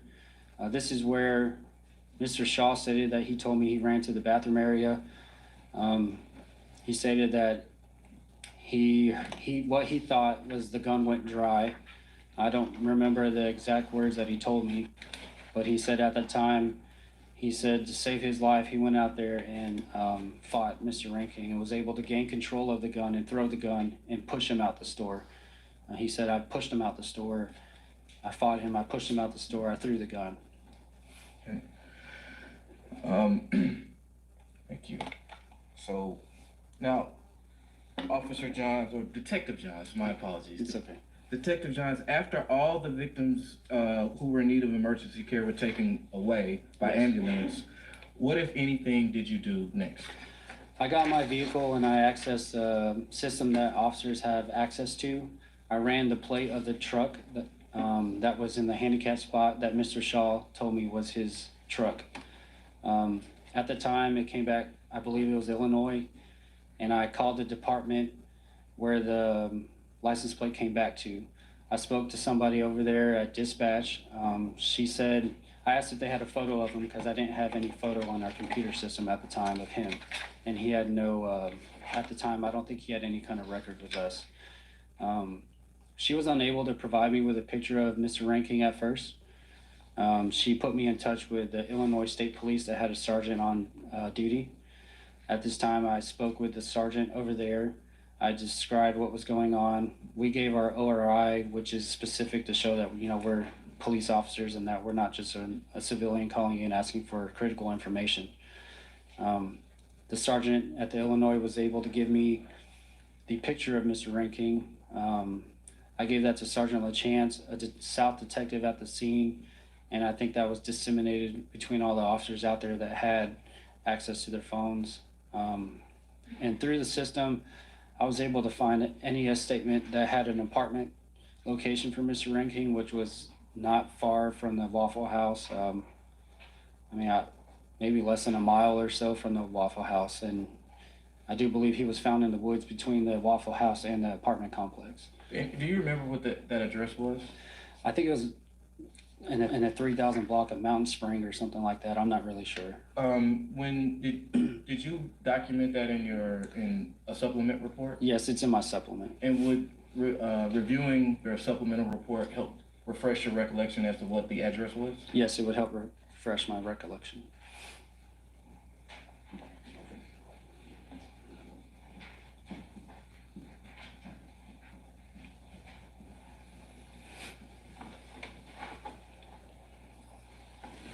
Now, Detective Johns, just look at it and see once your recollection is refreshed, and then please put the report down and then let us know what it is. All right, the address is gonna be 5,000 Mountain Spring, Antioch, Tennessee. Okay, and was there an apartment number? Yes, sir. It's apartment 409. And did you provide the address to the other officers? Yes, I gave it to Sergeant LaChance and the South detective. Once I was able to retrieve that information, I was actually part of the officers that were not only looking in the neighborhoods, but I was securing the area of the apartment complex until our SWAT team arrived. when our SWAT team arrived, I stood on the perimeter until it was breached, and Mr. Reinking was not inside the apartment. And how long did you participate in the search? It was hours. I think I worked it felt like close to 2 days straight working. It was roughly 16, 18 hours straight. It was my night shift, normal shift from 10:30 to 7, and I think I got off the next day at like maybe 5 in the afternoon or something like that.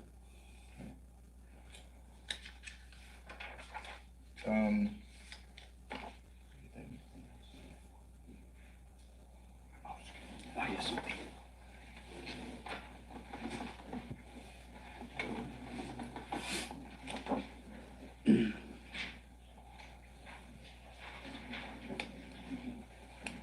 And Detective Johns, just to be clear, were there any other police officers inside on the scene at the Waffle House before you arrived? There was no other officers on scene. I was the first responder to arrive on scene. Okay. Detective Johns, thank you for your service that night. Yes, sir. Thank you. All right. Thank you all. You may step down. Thank you, Judge.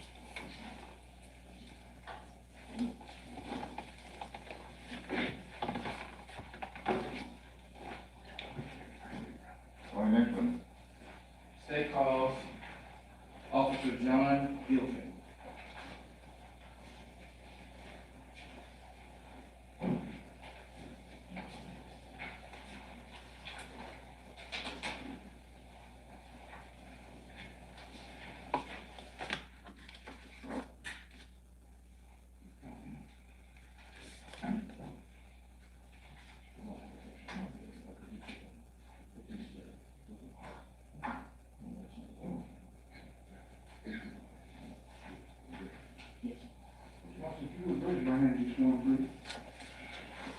Solemnly swear affirm to tell the truth, the whole truth, and nothing but the truth, so help you God. I did.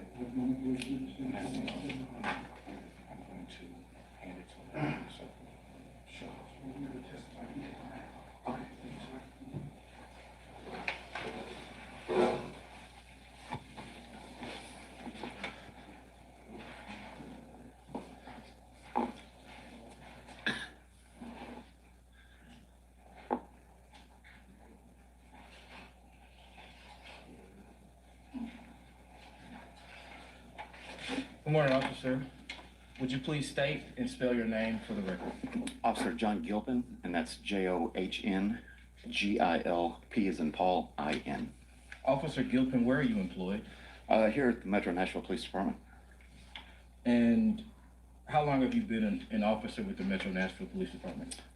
Since March 1st, 2011, so it'll be 11 years in about a month. Okay. And what is your current assignment? I'm currently assigned to the K-9 unit. What is the K-9 unit? We have a couple of different functions. The particular function that I do is I have a cross-train apprehension and narcotics detection dog. So we do street level work as well in terms of tracking for suspects, locating, doing searches of that nature. And then we also do like narcotic searches upon request and things like that. So you work with a dog? Yes, sir. And is he your partner? Yes, sir. Sounds pretty cool. How long have you been doing that? I transferred to K-9, I believe it was June of 2017. So approximately 4 years. And you said that your K-9 partner, do you mind sharing his name? Brax. Sorry, I should have already said that, but yes.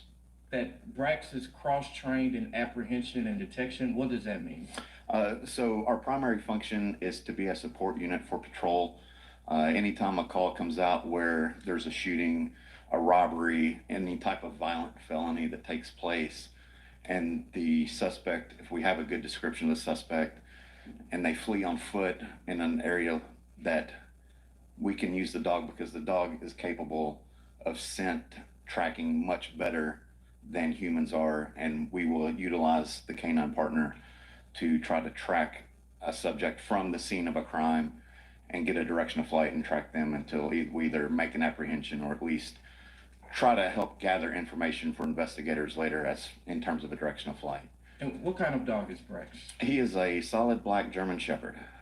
How does Brax let you know whether or not he's detected something that you're looking for? In terms to, like suspect apprehension or for narcotics? Apprehension, yes.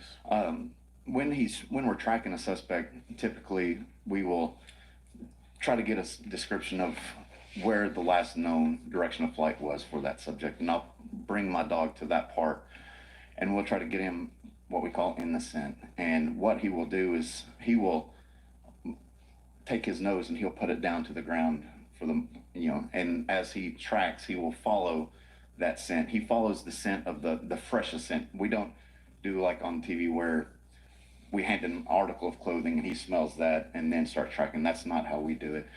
We do it based off kind of the freshest scent for that scene, that area.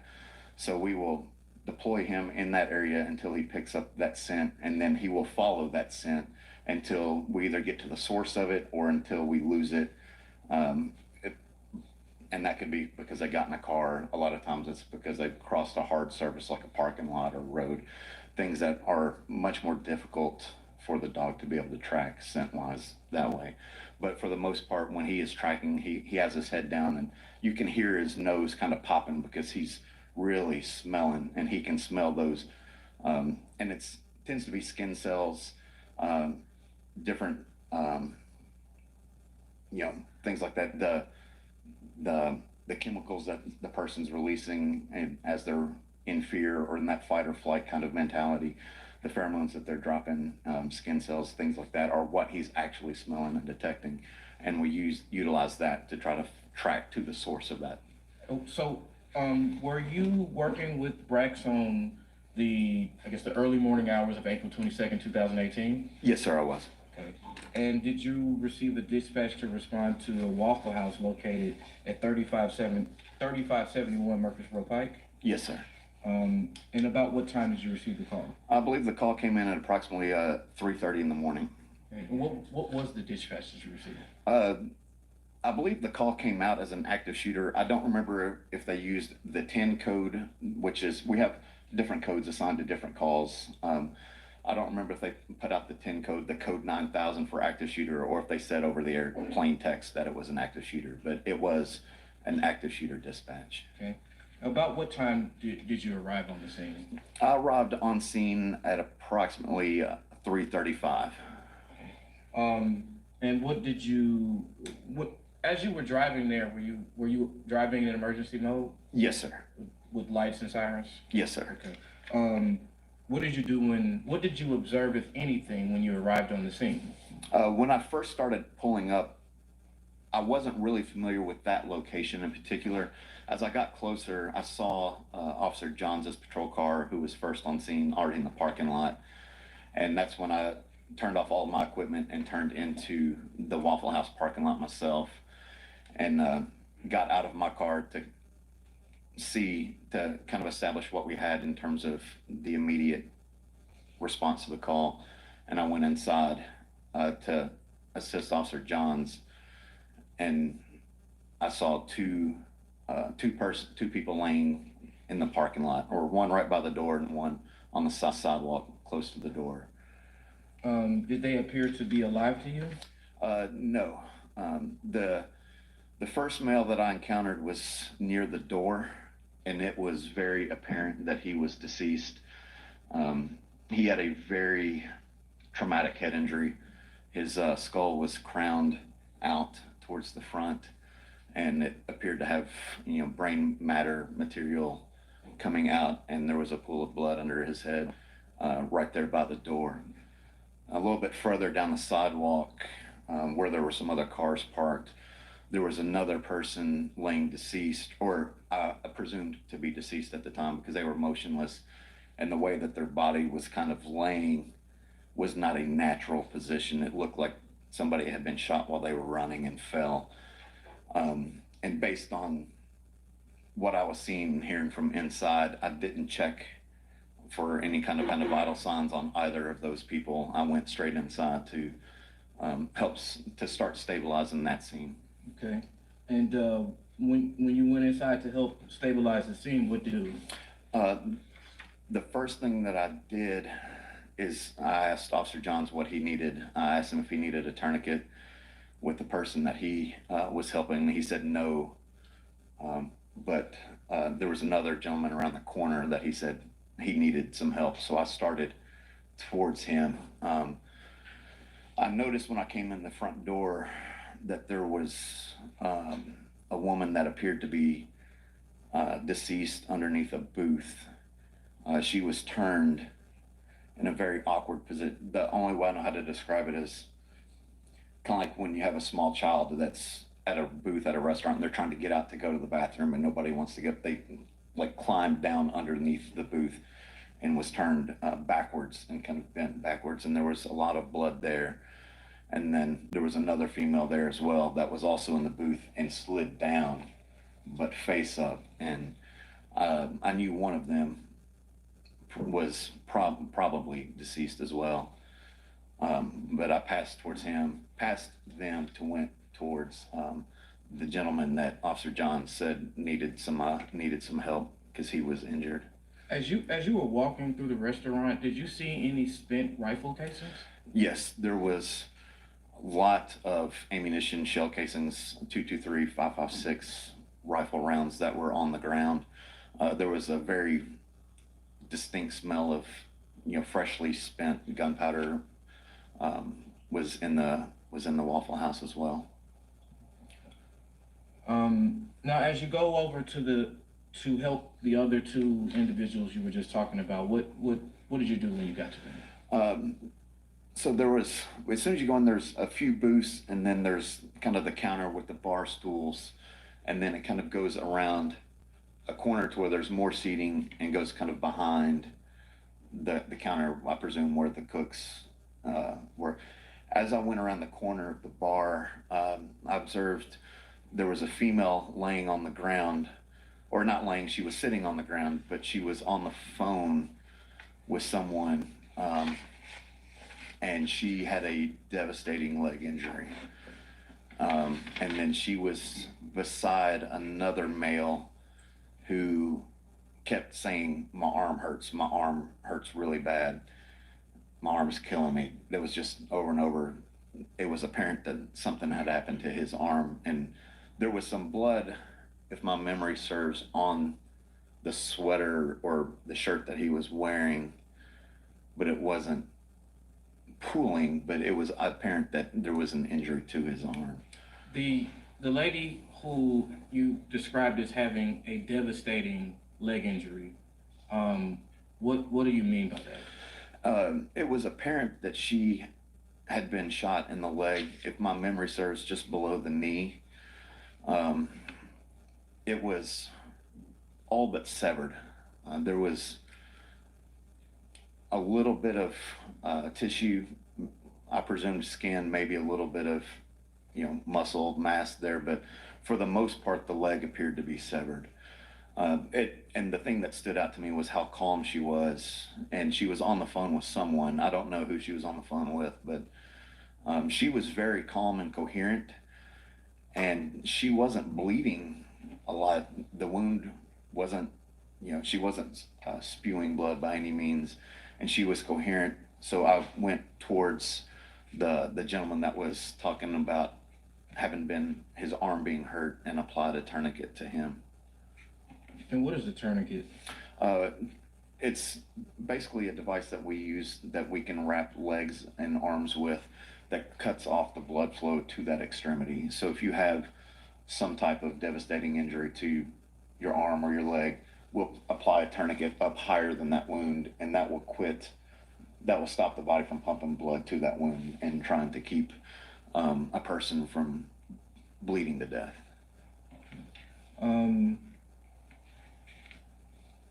At some point, were you able to,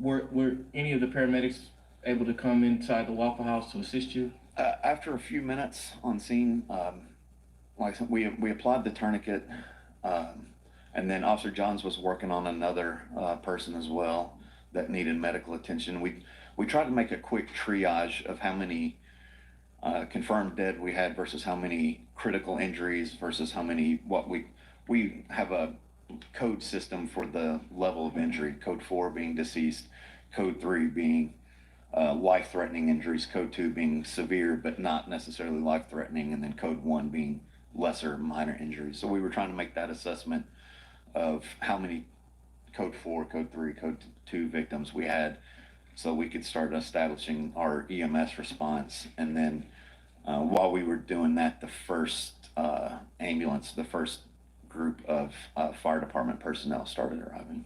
Okay. And once they arrived, what if anything, did you do? Once they came inside, I made contact with Officer Johns again, asked him if he needed me for anything else inside. He said no, he had it.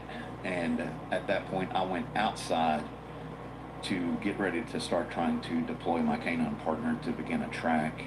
As soon as I went outside, there was a witness that was talking to another officer, and he was giving a description at that time to that officer, and I interrupted, basically stopped their conversation, said, repeat everything you just said in terms of description, so that way I could have a first-hand account of the description of the suspect before I began tracking. What was the description?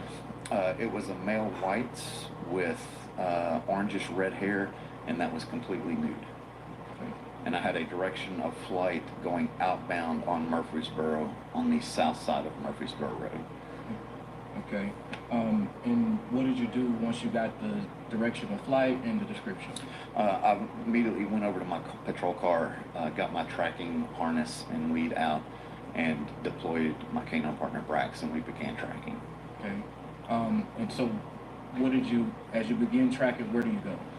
So from the parking lot, going outbound Murfreesboro is going away from downtown Nashville. It's going just out towards the county line. So we were on the south side of that, and we started tracking out of that parking lot, and we're going in a straight line. About the time that we got out of the parking lot, dispatch came over the radio and updated that another victim from the scene had fled in a vehicle and had just called in and had saw him running further down Murfreesboro. So given the kind of time delay I was already on, I was still very close to my car, so I put Brax back in my car, and then we drove closer to where the sighting of him was, and then I redeployed from a closer location, trying to make up some time there. Okay. And so when you say redeploy, what does that mean? Got my canine partner back out of the car.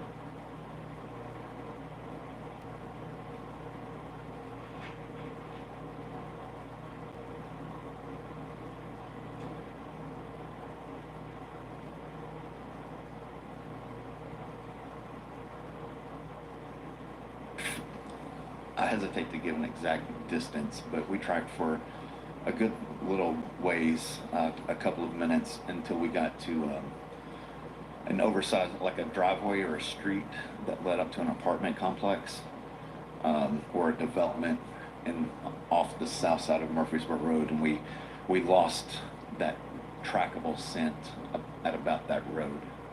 Okay. Did the weather change at any point while you were conducting your track? Not at that time. It rained later in the day, but that was after sunrise. That was hours after the incident had happened. Okay, understood.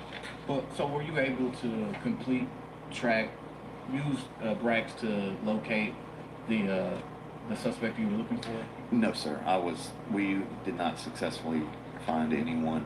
Once we lost the track, we started doing what we call kind of a grid search or a sweep, where we went past that road going towards the old Starwood Amphitheater, which was further down the street, trying to see if we could pick it back up. We broke off and trying to find different areas where it might have picked back up, and we weren't able to pick that back up. How long did you participate in the search to find? The overall search, or just on the track itself? The overall search. I was relieved at 6:15 p.m. the following evening.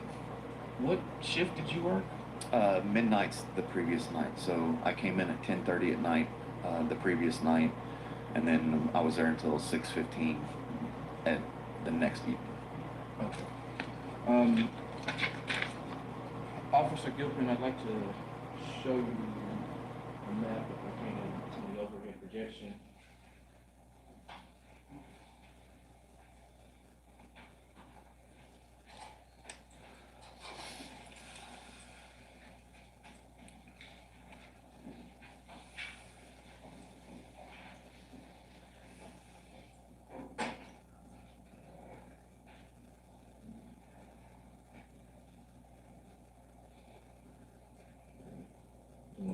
Zoom out a little so you can see.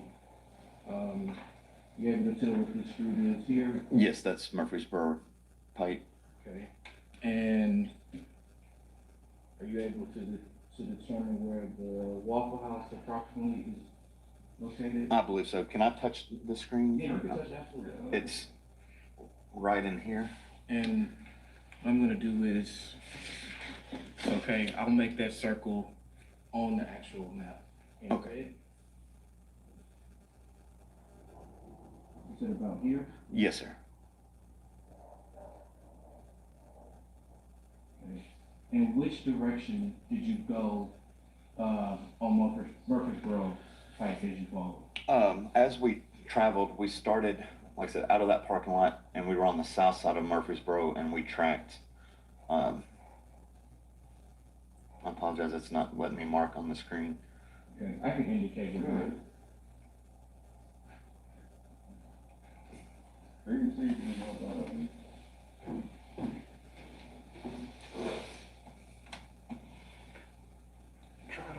Try to clear it on that screen there.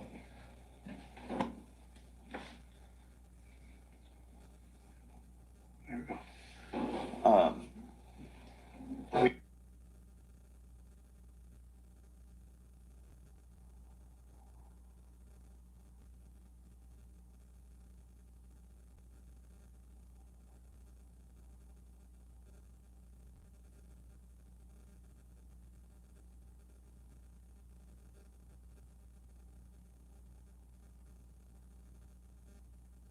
Before that TVA power line access road. All right, and I'm gonna make that same circle on the bridge. Center right here. Yes, sir.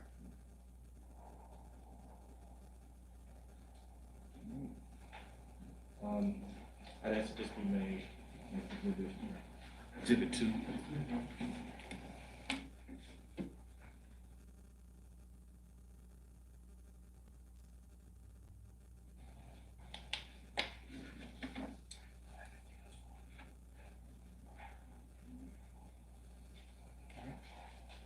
Thank you, sir. Thanks, sir.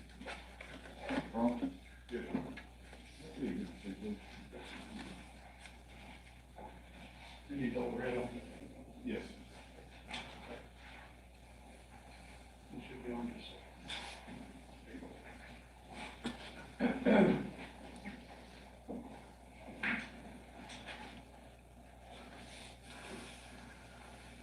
Can you see that picture, Officer Gilpin? Yes, sir. Okay. Just a few things. This overhead picture, did you make this, or did somebody else just make it, show it to you? Yes, sir. Do you have any idea if this overhead picture is what it was, the area was like at the time of the incident back in 18, or if this is a more recent picture? Do you have any idea? I couldn't tell you, sir. Okay. Is it fair to say that Murfreesboro Pike is a major road with quite a bit of traffic? It is a busier road in terms of being a main thoroughfare of non-interstate or non-kind of parkway traffic. Okay. And my understanding is, I heard what you said about going to the Waffle House, and then someone told you that the suspect was a completely naked white male. Yes. Okay. And so you were looking for that person, if you could spot a completely naked white male outside there. Yes, sir. You were also using your dog to try to track them. Yes, sir. Okay. And so when you said that when you initially deployed the dog, was that at the Waffle House Yes, itself? that was from the Waffle House parking lot. And you weren't getting, I guess, a track that's good enough? We started, the only reason that I repositioned to redeploy was just based off of the time delay that I was on, knowing that a suspect was on foot, which typically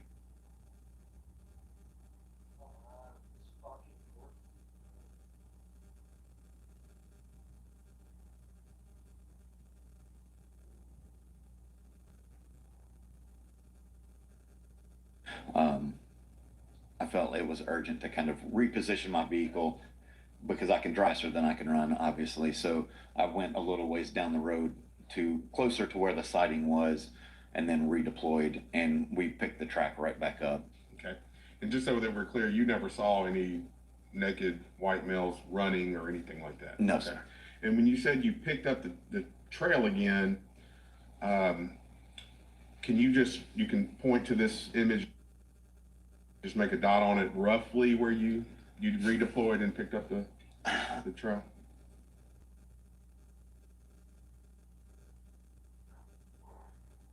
I can only kind of give a general idea. I believe that it's right in this area, kind of in that either parking lot right there or that other little side street, because it was a small little pull off. Okay. Where I pulled into. And you were able then to track the trail from that dot down to where the second red circle is, right? Yes, sir. And did the trail go on Murfreesboro Road or a sidewalk on Murfreesboro Road? No, sir. It was in the grass, kind of paralleling Murfreesboro Pike. There wasn't, to my recollection, there wasn't a sidewalk there. I think it's just the shoulder. And it kind of paralleled down Murfreesboro. And that's what I'm getting at. The track was very close to the street. Yes. Is that fair to say that? It Yes. might not have been a sidewalk, but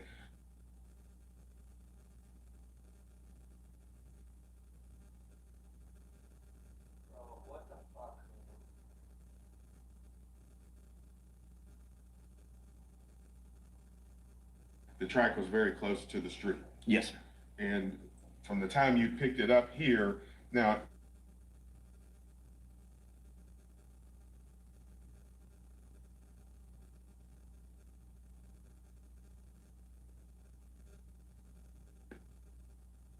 into the apartment complex. Yeah, I didn't realize it was a driveway into an apartment complex at that time. I thought it was a road, but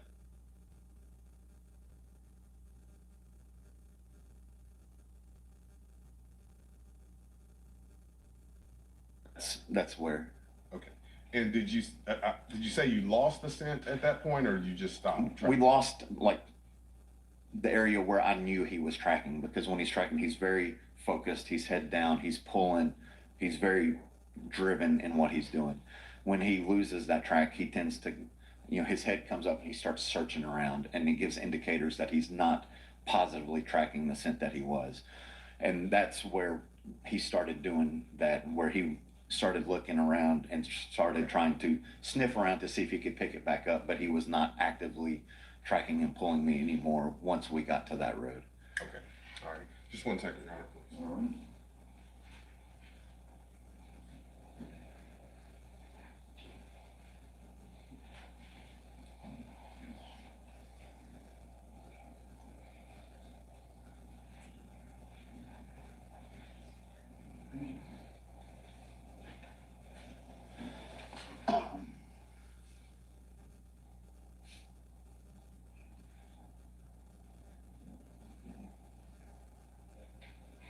Thank you. Those are my questions. Redirect? No. All right, thank you, officer. You must have that. Thanks, sir.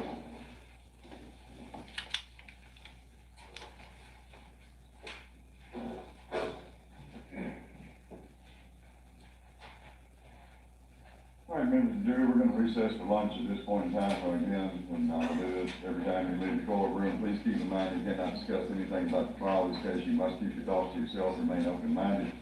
Go back and enjoy your lunch, relax, and then, like I said, if you want to go outside, they'll escort you outside to get some fresh air or something.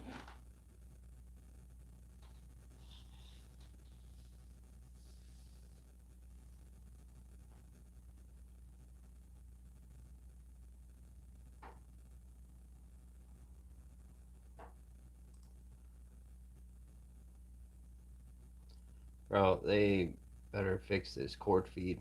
This is absolutely ridiculous.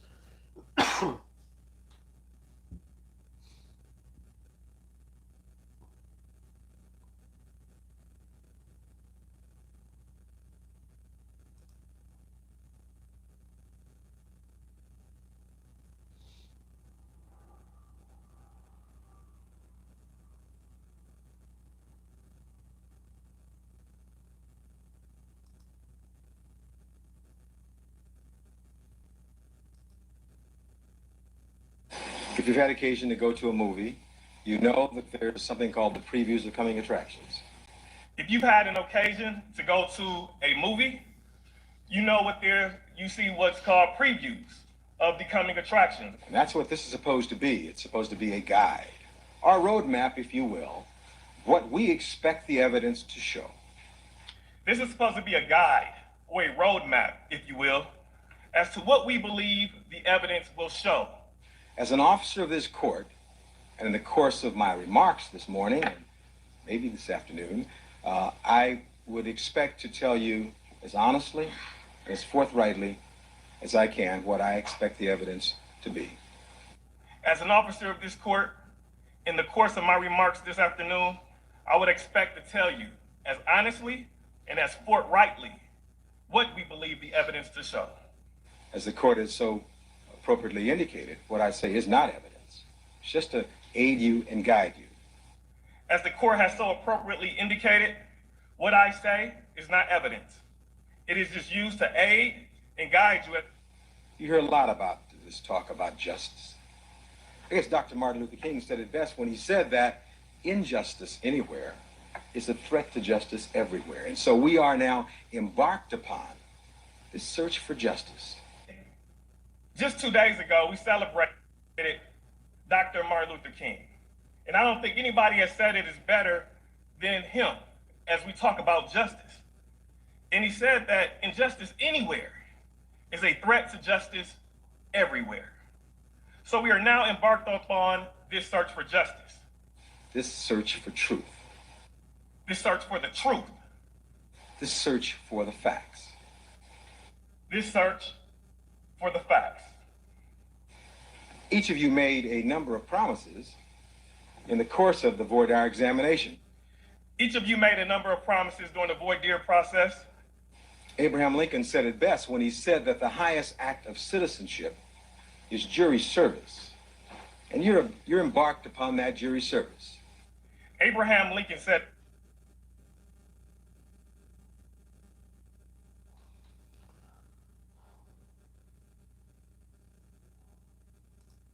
the highest act of citizenship is jury service. And you're embarked on that jury service today. But it doesn't stop with just coming down and taking notes. And it doesn't just stop with you coming down today, taking a few notes.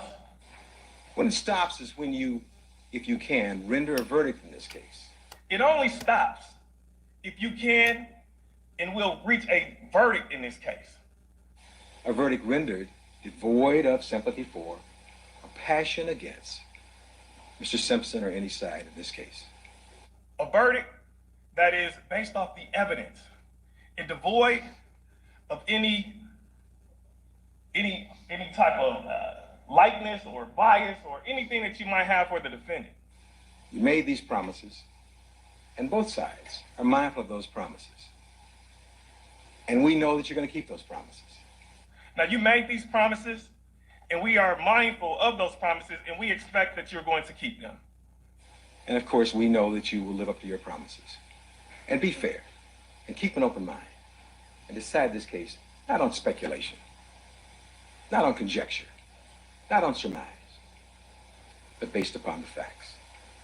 Now, we know that you're going to keep these promises and be fair, and keep an open mind, and decide this case not on speculation, not on conjecture, not on surmise, but based upon the facts. You then, as jurors, are the conscience of this community. You then, jurors, are the consciousness of this community. Your verdicts set the standards. Your verdicts set the standards. You have this rare opportunity, it seems to me, to be participants in this search for justice and for truth. You have this rare opportunity, as it seems, to be participants in this search for justice and for the truth. You'll be able to render perhaps the most important decision of your lives. You will likely reach one of the most important decisions of your life. So that people all across.